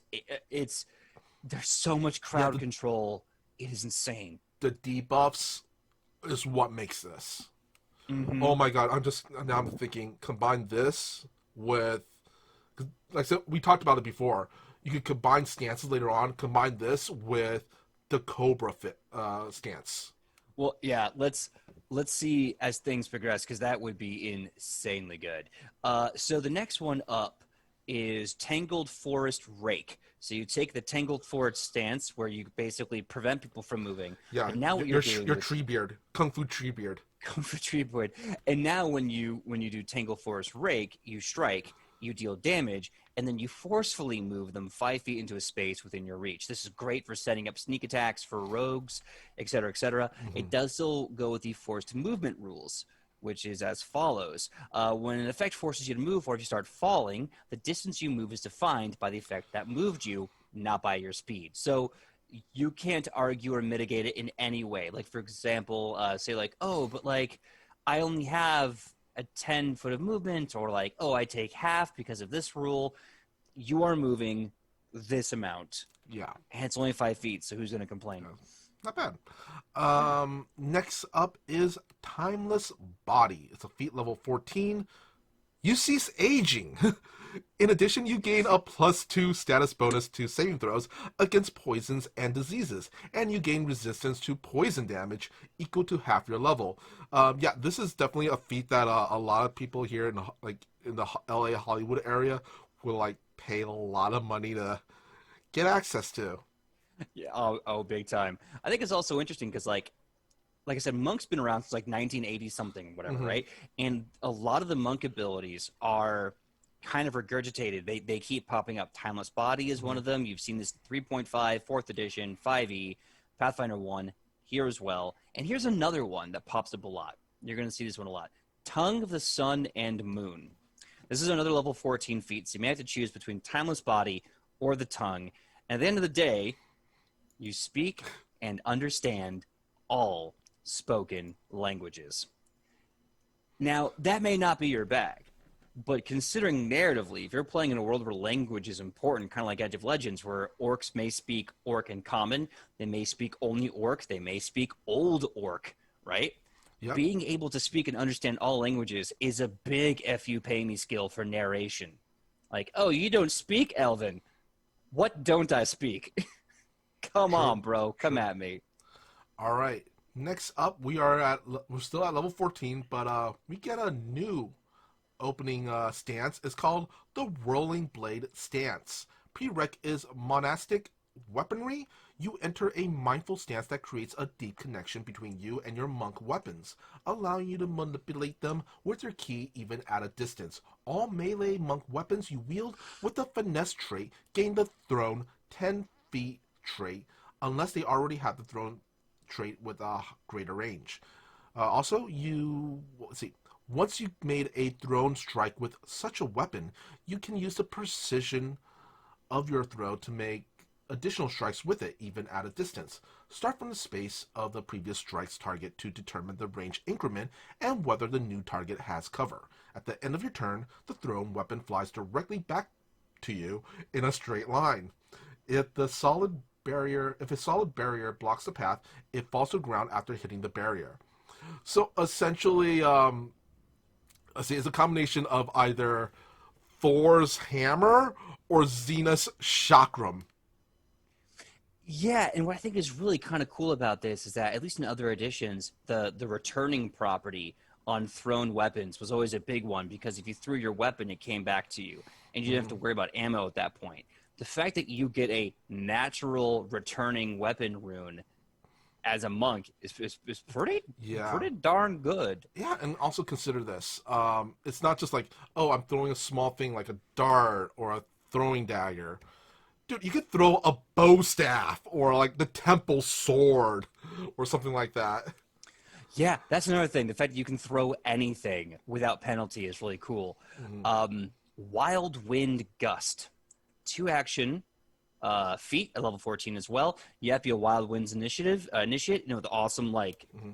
punching wind stance. You store up energy and release it in an enormous gust of rushing wind. I like it already. Make a wind crash strike against each creature in your choice of a 30-foot cone or a 60-foot line. These attacks all count toward your multiple attack penalty, but the penalty doesn't increase until after you make all the attacks. You are punching everyone in a 30-foot cone or a 60-foot line. Damn. Yeah. Damn. Oh, oh, yeah. Damn. Seriously, like I said, this is a reason why Wild Winds Initiate is one of my favorite stances. Mm-hmm. Oh, and at late level, oh, this it just becomes chef kiss, chef kiss. So good, so good. Yeah. Why don't you get the Enlightened Presence? All right, Enlightened Presence. We're finally in the feat level 16s. It Uh, takes so long. you exclude you exclude a ah. I am I I'm not able to say this word today, but you exclude a aura of resolve. You and your allies within 15 feet gain a +2 status bonus to will saving throws against mental effects. This is Ooh. not too honestly, this is not too bad, especially at around level 16. You're going to be fighting a lot of creatures, a lot of enemies that might have mental effects, Yeah. like our favorite Squidhead boys or psychic enemies. Well, also too, you have to remember that if you got that feat earlier, like on level 8 or 10 or level 12, you get a +1 to all magic effects, right? I'm not Yeah, sure. I believe these stack, and on top of that, I'd love to do an episode of champions, because I don't. Paladins are one of my favorite classes, and I believe they also have auras, and they might yeah, stack. So yeah. Oh, and what's one of the really good things about this is it doesn't take any action. It's always on. You're it's a always gonna passive. be yeah. You're always gonna have this ability as long as your party is within like about 15 feet of you. Yeah, you're just passively giving a buff to everyone within 15 feet of you, which is amazing, especially when you're probably already darting around the battlefield like a Harrier jet. Yeah, God. So the next one is Flinging Blow. It's 2 actions. You take a moment to center yourself, then unleash a powerful blow that sends your target tumbling away. Make an unarmed strike. If you hit, the target must succeed at a fortitude save against your class DC or be pushed up to 10 feet directly away from you. 20 feet on a critical failure. And if you remember that previous feat, the improved knockback feat, that would actually stack, I believe, to a 30-foot knockback, and then fall prone. If another creature or physical object would prevent this movement, both your target and the blocking creature or object take 1d6 bludgeoning damage per 5 feet of movement that was prevented. Now, this is really cool. However, it kind of confuses me, because I hmm, kind of feel like the other ability, the improved knockback ability, yeah, already implicated this. yeah. I So actually I wonder if they could stack. Does it stack, BJ? hold on, let me look at the rules as written here. Because if it can stack, this actually makes it pretty good. Actually, I think. So I think they do stack, because the improved knockback is a passive feat. Yeah. This is an attack action that you are using to do the effect of a shove, right? Yeah, but wait, does Effectively, knockback the original knockback ability is that a an action or is that a it's a passive. is it passive? I The I original? believe the knockback itself. I'll have to go back and look, but I'm pretty sure it's a passive. And either way, while they say they do the same thing, they do it with different numbers. One's like a solid number, and the other one is a dice number. Mm-hmm. They could, in theory, stack. Let me look at the original knockback, not the improved knockback. Yeah, yeah. If I can find it really fast. Because like I said, if it stacks, then yeah, this is if you're making that knockback monk, this just further improves upon it. But if it doesn't, then what's the point? Okay, so improved knockback does not require knockback. There is no knockback. That's why I was confused. Improved knockback just needs a master in athletics. And looking at it, it just increases the push distance that you use against a creature and the distance you can follow after you push them. 5 on a normal success, 10 on a critical success. And if you push them into an obstacle, which people I think would count, it takes bludgeoning damage equal to 6 plus strength modifier or 8 plus strength if you're legendary. Honestly, rules as written, I think they stack. Then if it stacks, then this, if you're making that knockback monk, PJ, like you were talking about before, Yeah. this is the build you're following. This is so good. Because you're pushing them up to 30 feet. You're doing let's say your dex mod's a +5. You're doing somewhere between 11 and 13 damage on top of 1d6 for every 5 feet of movement prevented. So if you knock them right back into someone else with all that 30 feet, then it's let's see, it would be 5d6 plus 13, not including the damage that sent them flying. Yeah, and this is all on like a regular action. This is not like a special maneuver or anything. No, this is not a spell or a key point. This is literally the cost of 2 attack actions, two actions. Yeah. Ooh, that's sick. That's sick. That's very sick. And then you could also apply improved knockback to the 1 meter punch, which is coming later.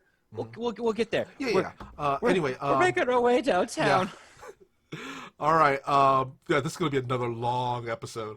You know, let's try to finish it like this entire thing today. Because, oh man, I want this to be a 3-part episode. No, we're spoilers. We're probably not gonna be doing a build this week. I'm sorry, everyone. Yeah.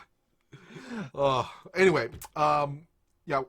Next up is another level 16 feat called Master of Many Styles. It's a free action. Prereq is you have to have Stance Savant Monk, and trigger is, well, your turn begins. You move between stances in an unceasing dance. You use an action while with the stance trait. This is actually really cool because, oh man, you can start this off in Tiger Stance, do that the bleed effect, move it to an, I kind of want to say, Cobra Stance, poison. Ooh, and yes, then if you also have wolf, you can end it while, okay, and at the end, you're on the ground. Oh, you're right. Oh, that's so good. Well, now here's the thing. So I believe the stance with the 1 action allows you to end. Oh, no, yeah, no, it wait. takes an action. Right. It takes an action with the stance trait, so you can do 2 then. You can't do all 3. But still. No. Well, no, because here's the thing. I think, hold on. You use an action with a stance trait. Okay, so I think we're on the same page. I think the Master of Many Stances is a free action to basically immediately turn into a stance, and then you use the action to attack with the stance, using the stance's benefit. Now, it's 1 free action, so you can only do this once a round for free. Yeah. But that still opens up your economy to potentially shift with 1 extra action. You wouldn't be able to attack in each stance, unfortunately, but you could definitely get two stances and then something around. Yeah, or honestly, like we were talking about before, what is it? Start off in the tree stance, and then end it on the Iron Blood stance. Yes, 1,000%, yes. Because the trigger is your turn begins. So I think this means you can only use the free stance shift at the beginning of your turn, kind of like the initiative one, where once your initiative starts, you automatically enter a stance of your choice. that you have a feat for. But even still, preparing for that still opens up an action of economy to either change stances and attack one more time, or just change your entire game plan and go full bore Yeah. into it. I like That it. being It's said, actually very useful. it's extremely useful. It's a bit, you have to really Hmm. do the tactics math, but it does add up. Medusa's Wrath. Let's see here. This is a key spell. You get Oh, the Medusa's Wrath key spell, and let's take a look at this bad boy. It's an 8th level key spell. You make an attack filled with Medusa's petrifying power. On a success or a critical success, it takes effect. The critical success, the target is slowed 2 and must attempt a fortitude save at the end of each of its turns. This ongoing save has the incapacitation trait, so you basically probably won't be able to get this off on a boss. On a failed save, the slowed condition increases by 1. 2 on a critical failure. It gets worse. A successful save reduces the slowed condition by 1. When a creature is unable to act due to the slowed condition, for the Medusa's stance, it is petrified permanently. The spell ends if the creature is petrified, or if the slowed condition is removed. On success, it's the same as crit success, but only initially on a slowed 1. You could, in theory, just remove someone from combat. yeah.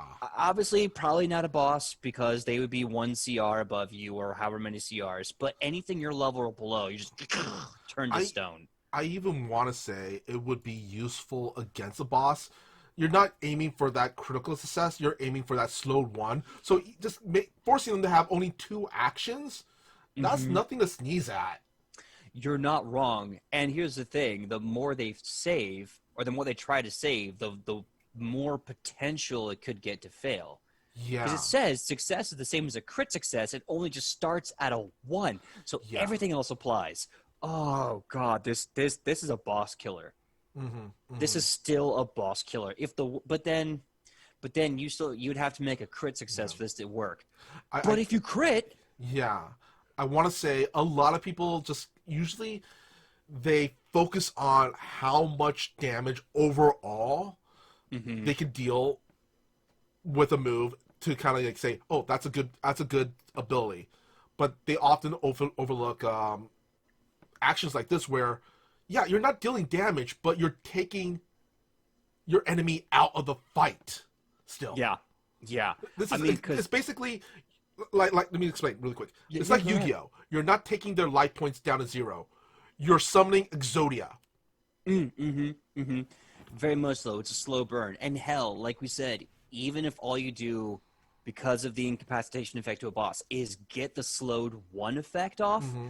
that is at least 1, if not more rounds, where their economy Ooh, is squashed PJ. more and more. I'm wondering. Okay, say you have 2 monks in the party. They both Mm-hmm, have this ability. mm-hmm. Will it stack? Like, will they get one get slowed 1, and then the other one would aim to get it to slow 2?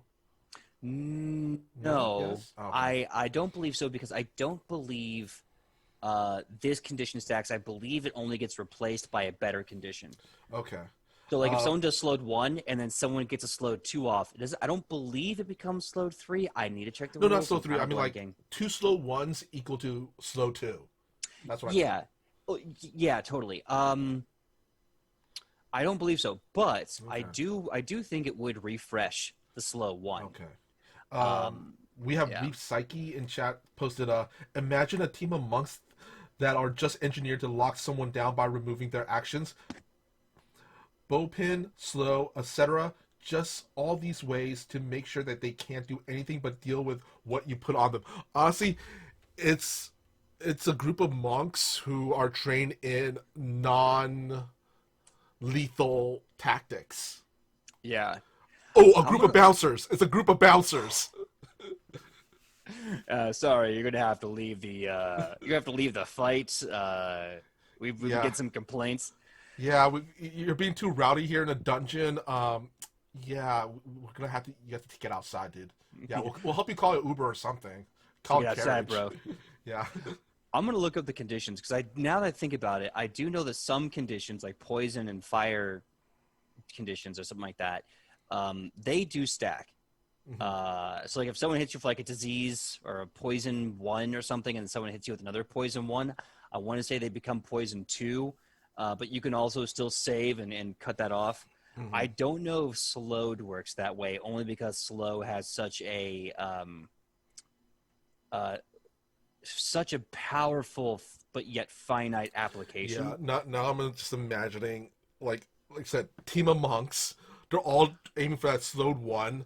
Three of them put the enemy in slowed one, so basically the enemy has no action on their turn, and it just becomes a vicious cycle of Ugh. no, no, no. Just keep hitting him, boys. We'll take him out of the fight eventually. Okay, so next up we have my favorite, because this is the continuation of 1 inch punch, called 1 millimeter punch, and I believe this goes to Michael. Yep. 1 millimeter punch. Feat level 16. Prereq is 1 inch punch. Your punches have incredible force and control. When you damage a target using 1 inch punch, you can focus your ki to send the foe flying. If you do, the target must attempt a fortitude save against your class DC. Critical success, the target is unaffected. Success, the target is pushed back 5 feet. Failure, the target is pushed back 10 feet. And critical failure, the target is pushed back 10 feet for each action you spent on 1 inch punch. So remember that knockback monk I told you about? Yeah. You get improved knockback, right? And that's plus 10 per knockback. Hmm. This is critical failure. So the 1 inch punch can do up to like a butt ton of damage, right? So this would be 10 for each action you spent on 1 inch punch. That's 30 plus another 10. You could, in theory, make it 20 for each action. I don't think that's legal rules is written. If you want to make that rule, but that means you're going between 40 and 60 feet of knockback, and that's 40 to 60 feet of knockback that has the potential of doing 1d6 per every 5 feet over 5 that's interrupted. And you combine that with that other move, flinging blow. Yeah. Well, here's the thing, and I think this is the only reason why they don't combine, Hmm. because 1 inch punch is one action, one attack that requires 2 to 3 actions. So in theory, you couldn't do or apply both. However, you now have 2 bullets in the chamber to send someone back flying. Maybe you're like, you know what? I don't want to run the risk of them, critically failing this roll. I'll just do the knockback strike, Hmm. the really powerful one. But maybe you're like, no, no, no, no, no, no. This is going to get stupid. I just want to throw a nuke from my knuckle into your soul. And I'm going to do 1 inch punch, all 3 actions at level 18. Do like, I think we did the math. It's like, oh, it's over 10D whatever. It's probably like 20D something on a crit. Ugh. And then just see how far I can send you flying into your buddies and let them feel the pain. I Ooh. want to make a knockback monk. They're so freaking I cool. know. Like They're so cool. when we started doing this deep dive on monks, we had ideas of, oh, you know what, let's do a grapple monk, or regular monk or something. That would be cool. PJ wants to do a knockback monk. I want to do a bow and arrow monk. It just this class is so interesting. I wanna do a bowling monk. You wanna be a bow monk? I wanna be the bowling monk. I just wanna set up the ball and knock down the pins. All right, Just PJ. mm. Let's get to a quivering palm because we're still on level 16 feats. Yeah, I know. It's just so much good stuff. Okay, Yeah. quivering palm. It's just funny now. If you remember around disrupt key, I mentioned the quivering palm ability that's been around for at least a decade plus, probably 20 years. Yeah. And discern key kind of felt like quivering palm. So let's see what it does here. Prerequisite: have key spells. Dear God, I hope you got key spells. They're pretty awesome. Your strike can kill foes. You get the quivering palm key spell. What does it do? 2 actions. Uh, Duration 1 month. Fortitude save. Make a melee unarmed strike. If you hit and the target is alive, anytime during the duration, anytime during 1 month, you can spend a single action, which has the auditory and concentrate traits, to speak a word of death that could instantly slay it. The target must attempt a fortitude save. If you cast Quivering Palm again, the effects of the old Quivering Palm end. So only one target can be your Quivering Palm target. Crit success. The target survives. The spell ends. The target is then temporarily immune for only a day. Success. The target is stunned. 1. Takes 40 flat damage. Non-negotiable. Spell ends. The target is then temporarily immune for only a day. Failure. The target is stunned 3. Takes 80 damage. Non-negotiable. The spell's duration continues, but the target is then temporarily immune for 24 hours against being killed by Quivering Palm. So for a day, they're still marked for Quivering Palm. You just got to wait a day and then you can do it again. Failure. Critical failure. The target dies. No nothing. Straight up dead. Heightened 1. So if you cast Quivering Palm as a 9th level focus spell, the damage is increased by 10 on a failure or 5 on a success. So it becomes 45 damage on a success or 90 damage on a failure. And they're still stunned. Yeah. And you can choose any time in a month to activate this power after you've hit them with it. This That's is insane. I just got a really great character concept idea. Play a monk who's a loan shark. This is his insurance policy. He puts yes. Quivering Palm on you and say, you have 1 month to pay me back. Or I'm just going to call in that life debt. Exactly. I like that idea. This is why, honestly, this is why I like playing Lawful Evil, because I could be at my most sadistic and evil. What I love about Quivering Palm is that, like, if they fail, they're stunned 3 and they take 80 damage non-negotiable. That means if you're with a party, the enemy is stunned for 3 rounds and they take 80 damage. And if they're not dead from that, they're going to be dead when everyone else gets up to them. And then they're still marked for death. So you can do it again a day later. Now, you could argue with the GM that, okay, they slept. They get their HP back. But in Pathfinder, you don't get all your HP back on a long night's rest. You only get, I want to say, your con modifier times your level. So there's a chance they could heal some of that 80 off. Yeah. Maybe. This could also be a great interrogation ability where essentially you put somebody in Quivering Palm to get the information. Like, okay, we're going to go check to see if the information it gave us is right or not. If it's right, you live. But if you lie to us, we got an insurance policy on you. Yeah. And that's to say that the month is like if they get away, if you have to leave, but like the big bad evil guy is still marked by your Quivering Palm. That's just so you can come back and still kill them. You don't have to wait a month. You can activate it right then and there for one action on the same turn.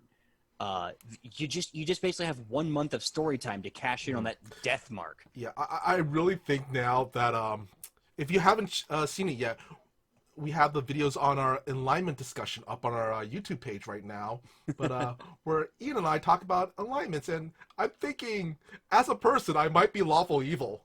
No, I just think that as a society, we have trained our culture to find more power through guile and misdirection and a form of cunning that would be considered manipulative than by hoping on the better judgment of the greater human heart and just being honest. See, that's just a long, nice way of saying doing bad things for the cause of good. Well, I mean, think about it. Like, lying is the first thing a kid learns instinctually from, dealing with upset parents because they want to get their way. So I'm not saying mankind is generally good or evil. I'm just saying we're a complex, going into selfish a philosophy area where this is not what the show is for. Let's move on to our next feat, which is also level 16. It's called Shattering Strike Monk.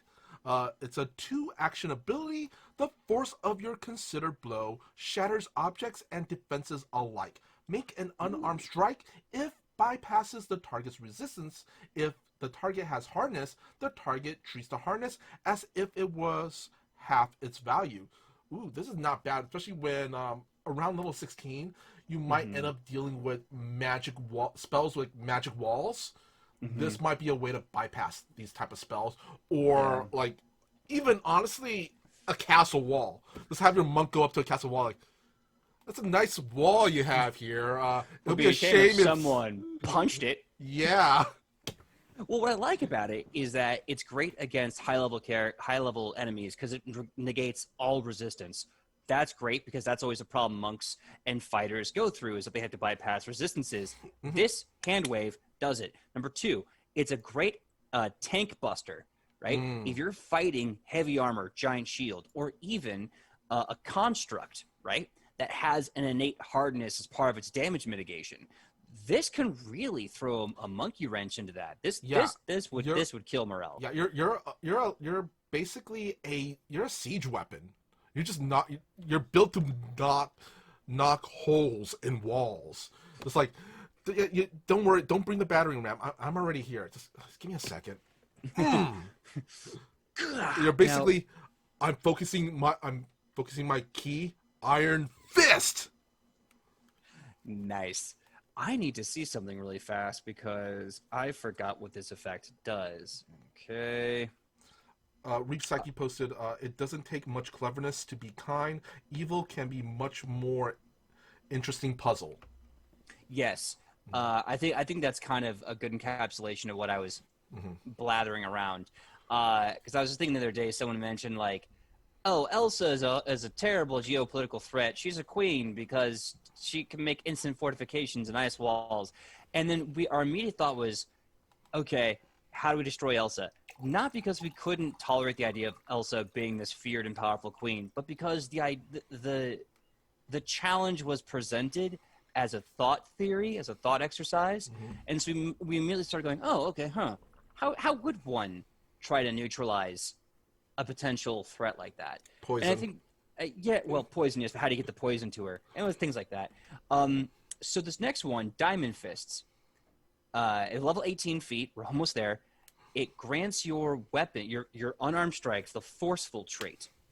What the forceful trait does, when you attack with it more than once on your turn, like flurry of blows, which is bread and butter, the second attack gains a circumstance bonus to damage equal to the number of weapon damage dice. And at level 18, you best believe you're having a mighty hand wraps with a major striking rune in it. That's going to be at least a +4 damage. And each subsequent attack gains a circumstance bonus to damage equal to double the number of weapon damage dice. So if you can do full attack action 1, 2, 3, and somehow hit with that -8 on the end, you're going to be doing like +4, +8 on the back end. So it's really good. Here's the thing. If your weapon would already get forceful because of something else, like let's say there's a rune that would make your fists forceful, then this Diamond Fist now ups the dice class by 1 whole dice. So if you're only doing D6s, but someone gives you a rune of force or whatever, and now you have forceful trait on your hands, right?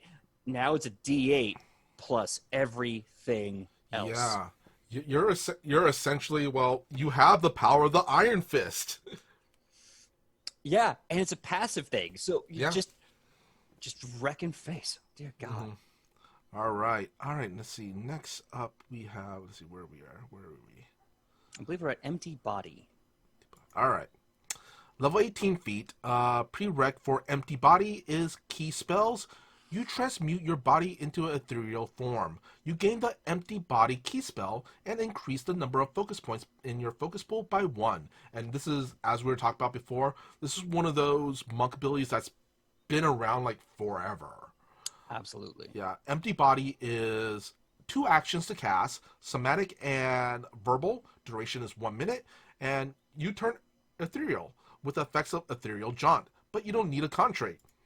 Ethereal Jaunt, Wow, this you have to keep clicking for this. Anyway, Yeah. ethereal jaunt really quick. Let's see. You travel to the ethereal plane, which overlaps the material plane. The material plane creatures can't see you, and you can move through things on the material plane. You move at half your normal speed, but can move in any direction, including up and down. You can see into the material plane within a radius of 60 feet. It is a gray, hazy, and concealed to you, and you can't affect the material plane, and you can't be affected by the material plane except by force effects and abjurations originally there. When the spell ends, you return to the material plane. If you're in the air, you fall unless you can fly. And if you're inside an object, you're pushed into the nearest open space and take 1d6 damage per 5 feet you were pushed. If you cast a spell when you're not in the material plane, it is lost. And the heightened 9 is you can target up to 5 additional willing creatures at a range of 30 feet. The duration is up to 10 minutes. This is a really good reconnaissance ability. Yeah, well, it's weird. You're basically kind of like Nightcrawler. You know how he Yeah. jumps into that kind of parallel hell dimension and then runs through ours Mm-hmm. parallel to us and then it hops back in. Mm-hmm. It kind of does that. Only you have to be careful because if you jump into a solid space, much like Nightcrawler, you could get so damaged you die. Yeah. I think the big thing that makes Empty Body so good is that there's no concentration and it has a long last time, Yeah. which can be broken, which is why it's ninth level spell. But it's also like, do you really want to be running around in a corporeal form, or do you want to do Mark for Death? Yeah. Like I said before, if you're this is actually a really great ability for I want to say social. I want to say social games because you're in a 3D plane. People can't see you, but you can Mm-hmm. still see them. So if you need to like find some incriminating evidence or discover, sneak into like a prison or something, boom. This is a great ability to use. Yeah, I think it could potentially be very, very cool that way. I also happened to see that thing from I think it was Kingdom Come, where Mm-hmm. the Flash is moving so fast he sees Dead Man with this guy's soul out of time and space and literally rips him from that pocket dimension. Yeah. Narratively speaking, really cool. But next up, oh wait a minute, I skipped one. I went from key center to key form. We went key center next. Yeah. Key center, free action, once per minute, or potentially once per fight. Because if a fight goes more than 10 rounds, what the hell are you doing? Key center, free action, once per minute, must have key spells, and the master of many styles. You center yourself with the universe and draw upon its vast power. You cast a single action key spell with the stance trait without spending a focus point. Well, this is like a free, the free Web of Shadow ability or a free Wind Clash stance. Mm-hmm. Mm-hmm. And it's once per minute, free action. Ooh. So in the middle of your turn, you can just be like, nope, I'm not going to spend this key point. I'm going to activate my wind stance and just start like pounding wind at people for Or free. or that Web of Shadows ability Mm-hmm. twice. Like obviously, I don't think I think it's still considered a flourish, so you can't do it twice in a row on the same turn. But on one turn, Web of Shadows. Second turn, Web of Shadows. It is a single action key spell, though. So Yeah. I think that may be the thing. Because I want to say Web of Shadows is 2 actions. Mm-hmm. Either way, if it is, oh, okay. But if it's not, oh boy. No, I mean what I mean is, wait, is doing it one turn and then the next turn afterwards doing it again. Yes, but the underlying problem is that it made. I'm going to look at Shadow Webs just so we can kind of nip this in the bud. Yeah, Shadow Web is a cool move, but it takes 2 actions to cast Shadow Web. So you couldn't do that with this ability, but you could do. Let me see. How much is Key Blast? You could, in theory, do a 1 action cost Key Blast. No, it's a stance maneuver. Maybe a wind stance thing. Let's see. Yeah, wind stance. You could activate wind stance and attack. So you could activate wind stance without spending the point for free and attacking, which is important because that means you're now saving your focus points for other things. Anyway, 'cause we're finally almost there. We're almost done. We're almost done. We're almost done. We're at the level 18 feats, and our next one is key form. Prereq is key spells. You have mastered a potent technique for using your key to reinforce your physical form and propel yourself through the air. You gain the key form key spell, increase the number of your focus points in your focus pool by 1, and key form is 1 action to cast, verbal, duration 1 minute, drawing from the deep wells of spiritual power. You take on a special key form. In your key form, your hair, feathers, skin, or scales change color and begin to glow. Yeah, you Yep, know where yep. we're going with this. In This is this this form, is this is Super yeah, Saiyan. yeah. Yep. In this form, you gain a fly speed equal to your land speed. Choose force, lawful, only if you are lawful, negative, or positive damage. All your strikes deal 1d6 additional damage of your chosen type. Your entire body is also surrounded by a glowing corona of the same color as your inner key. This is a light effect. Your corona is a 5-foot emulation that deals 2d6 damage of your chosen type of the chosen type to creatures who start their turn within the emulation. If the emulation overlaps with a darkness effect, the Corona's glow attempts to counteract the darkness effect. Regardless of the outcome, the Corona can't attempt to counteract the effect again for 1 day as a single action, which has the contrary trait. You can flare your Corona out to become a 30-foot emulation. In your key form, your emotions surge to the forefront, and it's difficult to moderate your attacks. Your weapons and unarmed attacks lose the non-lethal trait. You take a -2 status penalty to saves against emotion effects, but gain a +2 status bonus to saves against all other mental effects. Yeah, this is you're going Yep. Super Saiyan Yep. or even Kaioken. I would say this is more Super Saiyan only because it lasts for about a minute, Mm-hmm. and you can, if you remember the thing here, as a single action, which has a concentration trait, so you're gonna have to maintain this. You get to basically just explode out to 30 feet, and every enemy in 30 feet is going to be taking an additional, or not additional, but like as well as 2d6 damage of the chosen type. So you could just be this giant lamp that's doing Yeah. basically 2d6 positive damage in a 30-foot emanation while you're running up on dudes and doing an additional d6 positive damage with 1-inch punch, literally everything else we've mentioned so far. Yeah. And it's, Like I and said that's before, bonkers. Paizo developers, y'all weebs. Y'all weebs. Yeah, I see you. I see you with your Super Saiyans. I see you. I don't think this is going to be as exciting. Meditative Wellspring. In fact, without even reading it, I'm going to say this will let you get 3 focus points back on a 10-minute action. And yep, there you go. Meditative Focus, 3 focus points back instead of 1 when you take 10 minutes to refocus your points, assuming you have 3 to spend. Yeah. All right. Next level 18 feat is Swift River. Free action. The trigger is your turn ends and you have a status penalty to your speed or are immobilized or slowed. You flow like water, avoiding all restraints, and 1 status penalty to your speed or and 1 immobilized or slow condition affecting you. You know what? At this high of a level, you're probably going to be dealing with immobilized and slow debuffs semi-regularly-ish, I kind of want to say, or at least it'll be more common than early levels. Mm-hmm. And this is a good way to, you know what, just deal with it. Yeah. And the fact that you can just, as a free action, end any penalty to your speed, even if it's clumsy, just like, nope, done. And if they don't use those abilities, all right, hey, you can always go Super Saiyan. Triangle Shot. I think this is your Zen Monk here. Yep. Yeah. Monastic Archer Stance and Stunning Fist. Okay, let's see where this goes. You have to be in the stance and using a bow. All right.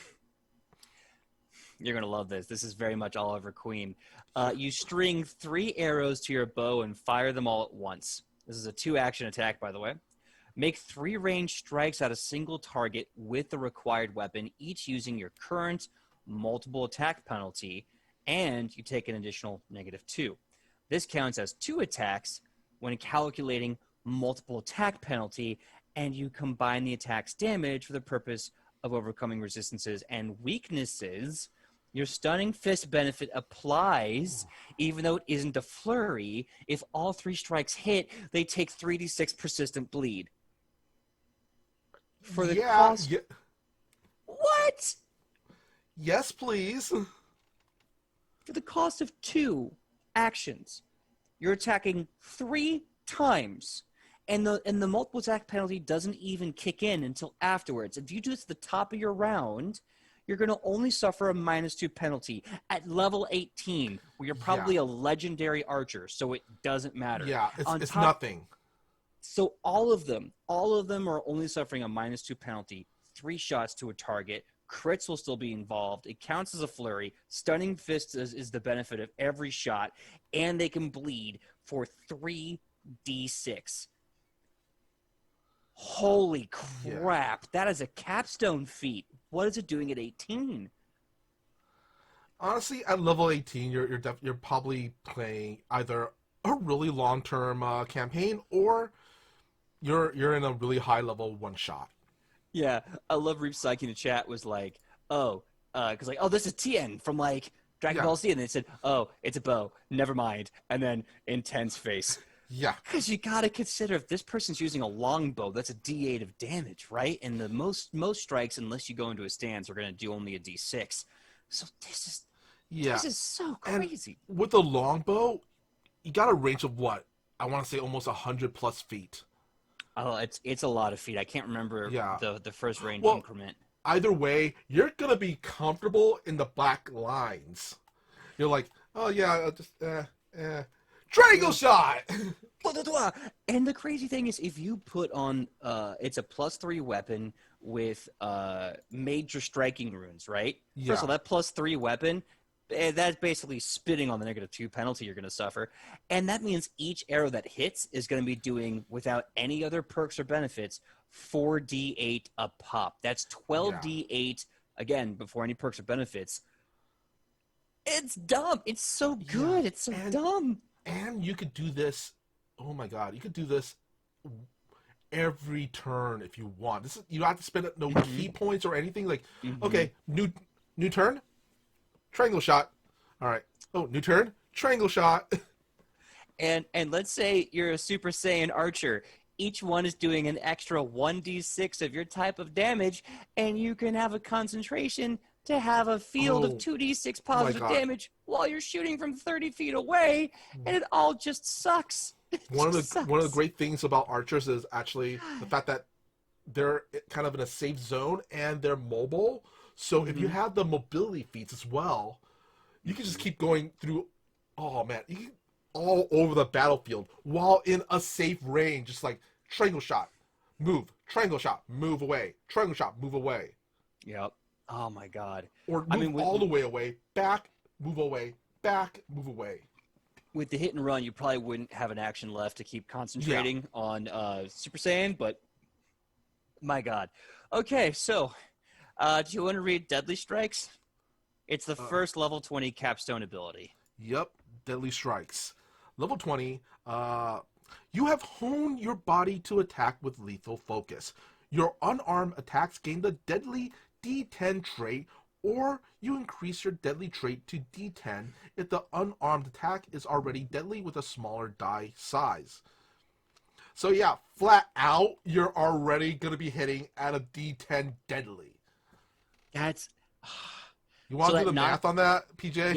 Yeah. Okay, so you know how I said that knockback monk with the 1-inch punch and all the other knockback stuff could be fun and do a crap ton of damage? Now, factor in that every time you critically strike someone, you're doing, I believe it's a D10 for every rune, for every striking rune that you have up to a major. So that means, let's say you're doing a full 3-action 1-inch punch and you crit, or a 1mm punch, whatever, and you crit. That is probably going to be about 16d6 plus 3d10 plus uh plus about 10, assuming your dex is a 5. So, and that's not even considering the knockback damage if they hit someone. Yeah. Oh I my mean, it may not god. sound impressive by itself, but as the foundation, Mm-hmm. and then you add all the stuff to it. Ooh. It's it's so simple, but it's so good. It's like the +1 to all magic saves. Yeah. It's a plus d10 multiplied depending on your runes for Mm-hmm. every strike you do from now on. Fudge. All right, all right. Let's move on to the next one. Mhm. PJ, why don't you take Endurance of the Rooted Tree? All right. This is from the Extinction Cursed Adventure Path and may contain spoilers, so sorry about this. Prerequisites: you have to have the wholeness of body. Just as the Vale of Aradin retains light and life despite inhospitable surroundings, you can sustain yourself regardless of your surroundings and in your environment.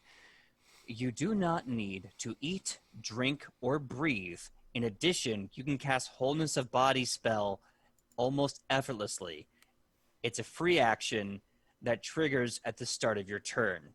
So if you really like Wholeness of Body, where you can just regain 8 hit points in an attempt to cure a poison or disease, you can now do so at a level 20. Hold up, I got to do the math on that because that adds a +8. +8 times 7 is 56. So that would be every round you can heal yourself for 64 HP. Yeah. What cleric? I don't need no Yeah, cleric. yeah. You can cast as a free action that triggers at the start of your turn. Stupid. Stupid. You don't need Yeah. to eat, drink, or breathe ever, and you can cast a self heal for 64 HP at the beginning of every turn and try to get rid of a poison or disease effect for free. For free. For free. That's stupid. Nope, I don't like it. That's too good. That's amazing. Yeah. It's one of those things where, oh, healer, you don't have to worry about me. I'm good. I'm good. Just you know what? Pay attention to the other dum dums. I'm gonna go here, do my thing, do my Hold on. thing. I need to do some math really fast because if you have this and dodge roll is your level. Uh huh. So let's see, this would be level 20 feet. Yeah. That means you would have to be receiving a spell or effect or anything that require a reflex save that will somehow do over 84 damage before you will take one, like consistently. Like you can heal it off, and it's like it never happened. Yeah. I mean, assuming they don't just overwhelm you in that round. My God, that's insane. Ooh, that yeah, yeah. Anyway, Mm-hmm. next up is another level 20 feat called Enduring Quickness. You move as fast and as high as the wind itself. You're permanently quickened. You can use this extra action to stride or step, or to provide one of the actions needed for a high jump or long jump. Yeah, you might not be able to. I don't think you can use a strike, but yeah, you can use the extra action to stride or leap, and combine this on top of your P-foul stance Mm-hmm. abilities, and on top of that, you already have like a huge bonus to your move. Yeah, I mean, Yeah. thankfully, I think they only give a +10 flat to your speed as a monk, but there's many magical items that can upgrade that. So, and you don't need much. As we've seen, right around level 8 through level 12, you're getting massive mobility benefits, and the fact that you're always quickened, so you can always go minimum 40 to 80 feet for Yeah. free. Yeah, like I said, That's bury all on. Bury all on, man. Yeah, when you absolutely positively want to play the mobile monk, choose Enduring Quickness. Mm-hmm. Here's the next one. This is the one I think that we were mentioning Yeah. earlier. So it does confirm Fuse Stance. Prerequisites: you have at least 2 stances. Feats: I think it's maybe focus points works too. You have combined 2 stances into a single stance, all your own. When you take this feat, choose 2 stances you know and combine them into a single fused stance. Give your new fused stance a unique name. Well, thank you. When you enter your fused stance, you gain all the effects of both stances, including the requirements and restrictions. You can't fuse stances with fundamentally incompatible requirements or restrictions, such as Mountain and Crane, which both require using only one type of strike. I would really be curious to see then what is actually viable with this feat, because every single stance has a special attack. Mm-hmm. That's why you enter the stance, to do that attack and to get that passive bonus. So I'm really curious what this actually works for, because otherwise, I Tiger and Gorilla, Tiger and Cobra would be baller. Just, yeah. oh my Or what god. is it? Cobra and Shadow. Cobra and Shadow, yeah, you could really combine all that poison and negative Yeah. damage. Or, Or yeah, I was gonna say Tiger and Wolf. yeah, make them bleed and then knock them prone so that you or someone else can get another powerful attack on them. Ugh. Or even what is called the drunken boxing with honestly with Gorilla. Yes, because I believe a lot of drunken striking, or sorry, shambling or whatever, Mm-hmm. is meant to make them flat-footed. Yeah. So, well, grappling really affects the Fortitude DC. I'll have to double check. I don't think flat-footed affects Fortitude DC, Mm-hmm. but um, that move, the stumbling, whatever, with Tiger, so you can hit easier and then Mm-hmm. just make them bleed more. Like that's really good. Yeah. Anyway, our next feat here is I hope you like gold because I like gold. Yeah, it's a joke from what the early 2000s. Oh yeah, Austin But Powers, right? yep. But yeah, it's called Golden Body. You perfect your body, refining the flex of every muscle and bend of every joint to maximum efficiency. Your unarmed strikes gain the deadly 12 trait, and you have fast healing 20, causing you to regain 20 HP at the start of each of your turns, provided that you have at least 1 HP. My god. How did they do this? They combined the deadly fists and the tree form, the Yeah. holy tree. Ha Oh. ha! Can you imagine Golden Body with key form and the Oh. knockback build? I want to do this. Oh my That's god! a Saiyan God ability. Yeah, yep. Mm-hmm. You know what, Hey, PJ? yeah. This is. I don't think we even need to explain how good this is. We all know how good this is. The fact that and here's the thing, it's not a key spell, it doesn't take an action cost, it's not a stance you enter, this is passive. This is a passive D12 deadly trait with a fast healing of 20 all the time. Mm. Christ. You know what, PJ? Mm-hmm. It's time to bring it home. Let's read out the last feat here. All right, here we go. The last feat of this long, insane journey. Impossible technique. Reaction. You are not armored or fatigued. With a legendary and unarmed whatever, I hope you're not wearing armor. An enemy's attack hits you, or you fail a saving throw against an enemy's ability.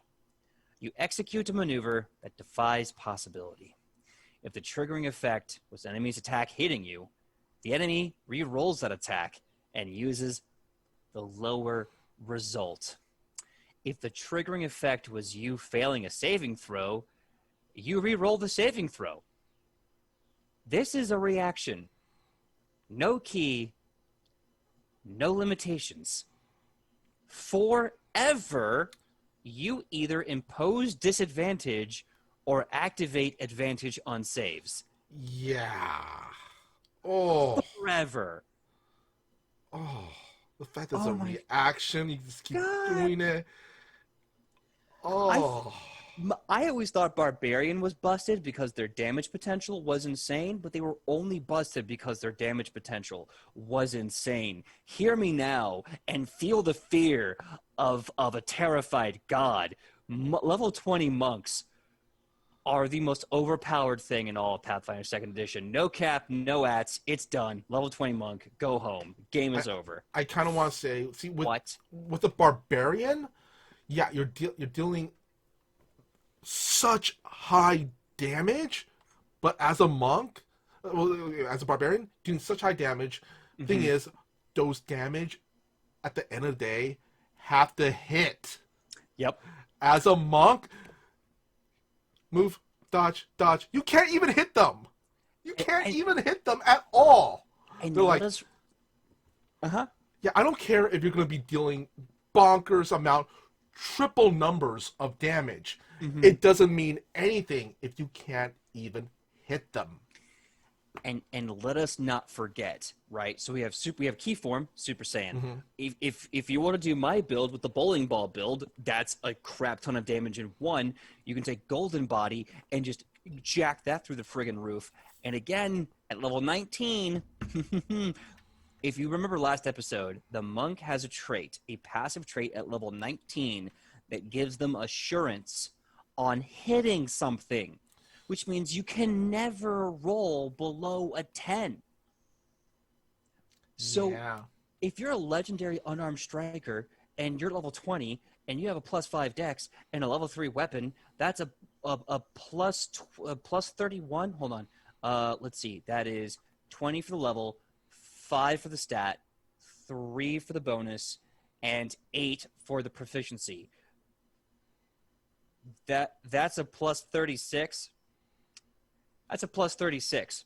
That's a plus 36 to hit at level 20 with a +3 magic weapon as a monk. And remember, assurance is 10 up. You can never go below a 10. So that's a guaranteed 46 to hit your Yeah. target. And if you miss, then yeah, you're fighting something that's not going to be able to be normally hit anyway. Yeah. That's basically, that just tells you, oh, yeah, we have to figure out another way to hit it because normal ways of hitting it, it's not going to happen at all if I can't hit it. Yeah, and a little look behind the veil, like when we were doing Raw's Rave Party. By the way, they were CR 35 creatures, I believe, that you guys were fighting. CR 32 and 35. Their AC was anywhere between 48 and 52. With your guys' bonuses for being CR 30s, you still only had to roll like a 10 to 12 up to hit them. As a CR 30, a monk could, in theory, still touch these bad boys. Not on assurance, but like potentially a 13 up. Yeah. Reap Jesus Psyche posted, Christ. yeah, 46 minimum. Mm-hmm. Yeah. A 46 minimum with a level 20 monk with a magic weapon, and the damage you're doing is easily triple digits. And that's assuming you're not going for these other abilities that just you're just full of nopes. Just middle fingers and nopes. Like, haha, screw your area effect spells, screw everything. Barbarians, raw damage, yeah, they're going to be dealing insane amounts of damage. But a monk, first of all, if they're going to try to hit you, they're going to hit you. And if you're going to try to hit them with that huge, whopping amount of damage, probably not. So... Yeah, and the monk AC is nothing to sneeze at considering they're legendary unarmed, and they can fill in the gap to be even better than a plate wearer with a simple bracer, a magical bracer. Or a ring, like a little pinky ring. Yeah, a little ring that gives them like what, +3 to +6 AC, depending on what you guys work out. That's almost plate mail anyway. Yeah. And they get no negatives. They don't have to worry about like, oh, I can't move everywhere. Yeah. It's insane. Freaking insane. Oh my god. Anyway, let's dismount this because I need a cigarette. So that was rude, probably. Monk, the most busted character or the most OP busted character? You decide. What's your favorite capstone level 20? I think mine's Golden Body. I'm gonna have to say, let me see. I'm gonna have to say I'm gonna agree with either Golden Body or Golden Body. Yeah. I mean, impossible technique is so damn good, but Yeah. I was gonna say triangle oh, shot, but I was like, wait, that's not a capstone. That should be a capstone, and but that's crazy because you could still do golden body with yeah. triangle shot. What? Oh, fuse fuse the monk's monastic archery with a stance. And make him bleed. Oh, Oh, anyway. or Oh, the shadow ability. yeah. Ooh. Well, the cool thing is a shadow basically turns you into a caster. You Yeah, still have both options. you know, an archer is basically a caster, but instead of magic, it's I'm shooting arrows at you. I cast stab from 30 feet away A at pointy 180 stick. miles an hour. Boop. Oh, shooting wands. Pew, pew, pew. God. Small bit of trivia, and then we're going to close the show. I remember, I think it was either in the first edition of D&D or somewhere down the road, almost all damage was a D6, or at least the damage of a bow and arrow and a dagger were both D6, and the magic missile that a wizard could do, which was its only spell at level 1, was also a D6. So it'd be like, I'm an archer. I'm out of magic. Bye. And it's like, what good are you? So Ritseki has a question. Can things with fast healing be killed? They couldn't back in the day. that's a great question. Yet back in the day, fast healing would basically heal back from a negative effect, or potentially, depending on the creature. Like, for example, the Tarask. But I don't think this is the key difference here. Most creatures with fast healing that couldn't be killed also had a regen Hmm. factored into that. And Pathfinder Second Edition has been much better about differentiating and applying fast healing and regeneration. Yeah, So if you and die with fast healing, you're still dead. yeah, and also I want to say there are ways around. There's always ways around stuff like disintegration, spear of annihilation, Mm-hmm. ways to take something out of someone out of the game without necessarily attacking their HP. Yeah. Powered word kill. You Hmm. can't really fast heal if your pile of ash are already dead. Quivering palm. Quivering freaking palm, dude. Oh, okay. Let's close it. I need to get Yeah, food. I need to have a smoke. but So, also wait. Before we close it though, I want to of once course. again ask our audience, hey, what next core class should we check out? That's a good point. In fact, Join our Discord. join our Discord, pop it in there. No, basically anything we haven't already covered. I know we've covered monk, barbarian, alchemist, Investigator, investigator, witch, cleric, witch, oracle, oracle. That's right, swashbuckler. swashbuckler. Basically everything in the advanced player's guide, and the playtest materials. So Mhm. fighter, wizard, sorcerer, ranger. I don't believe we covered ranger. Fighter. Did I ever say fighter or not? Oh, I forgot. bard. I don't believe we covered bard We at haven't all. tried Bard, yeah. Yeah. I kind of want to go with, this is just me personally, Hmm. either champion or we do wizard. But if we do champion, if we can, PJ, maybe Yeah. we can see if we get a certain, alignment expert on it. Because, champion has the alignment actually means something for a champion. Absolutely. I'll say this. I love champions. They're my favorite class in Pathfinder 2E. Mhm. If you couldn't tell from Edge of Legend having so many damn champions in it. So I would love to do that. I don't know if they would be available. I know that they're very busy. Yeah. So let's say this. Let's plan if we want to do champion, just the two of us. And if we get a third person, sweet. Yeah, And if yeah. not, meh. Or wizard, which is I'm already guessing it's gonna be like a 2 to 3 part episode because Yeah. wizard. Wizard. Yeah. If you guys want to see Wizard, awesome. Just strap in for a long one. Yeah. But that being said, it is way past that time, so we have to say our goodbyes. And thank you so much for tuning in on this amazing thought craft on how broken the monk can possibly be. It's always been one of my favorites alongside Champion and Barbarian. So, Mr. Michael Powell, please tell us who you are and where we can find you on that sweet, sweet internet. Well, I am Michael Powell. You can find me all over the internet on my social medias, which is at Mr. Kapow. That's MrKapao. or my Facebook page, which is Michael Powell Does Stuff, because I do a lot of stuff, such as my YouTube channel, which is called Fantastic Tales of Adventure. On Thursdays at 6 p.m. Pacific Standard Time on the Toyzilla Network channel here on Twitch, I'm on a show called Toyzilla Live where I talk about toy news and nostalgia stuff. It's a lot of fun. Oh, and I believe we have our season finale of Purgatory Cafe coming up soon that I'm really excited about, and got a really cool announcement to go with that. Very, very cool. Yeah, last week, if you remember, we had a last episode of Angels of the Boardroom. So Purgatory Cafe is up, and with that, we may have Armageddon finally upon us with live action roleplay. Hi, everyone. My name is PJ McGaw. You can find me all over the internet at PJ McGaw, Facebook, Instagram, TikTok, Twitter. You can find me. Let's have a good time. When I'm not here Tuesdays, you can find me here Wednesdays at 8 p.m. Pacific Standard Time as we do Edge of Legend. And I'm really excited because we're moving into episode 44, and I never would have thought almost a year ago when we started this journey that we would last this long. Thanks to all your love and support, and I can't wait to see the chat grow and the story grow and see what really cool things this channel and this company can do together.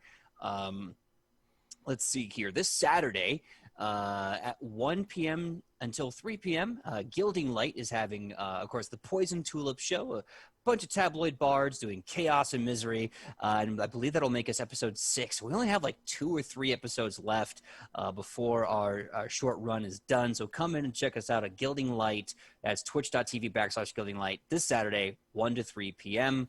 And that's it. I have for once, I have a pretty simple week. I don't have a butt ton of stuff, which is great. It's still wonderful. And until then, we will see you here.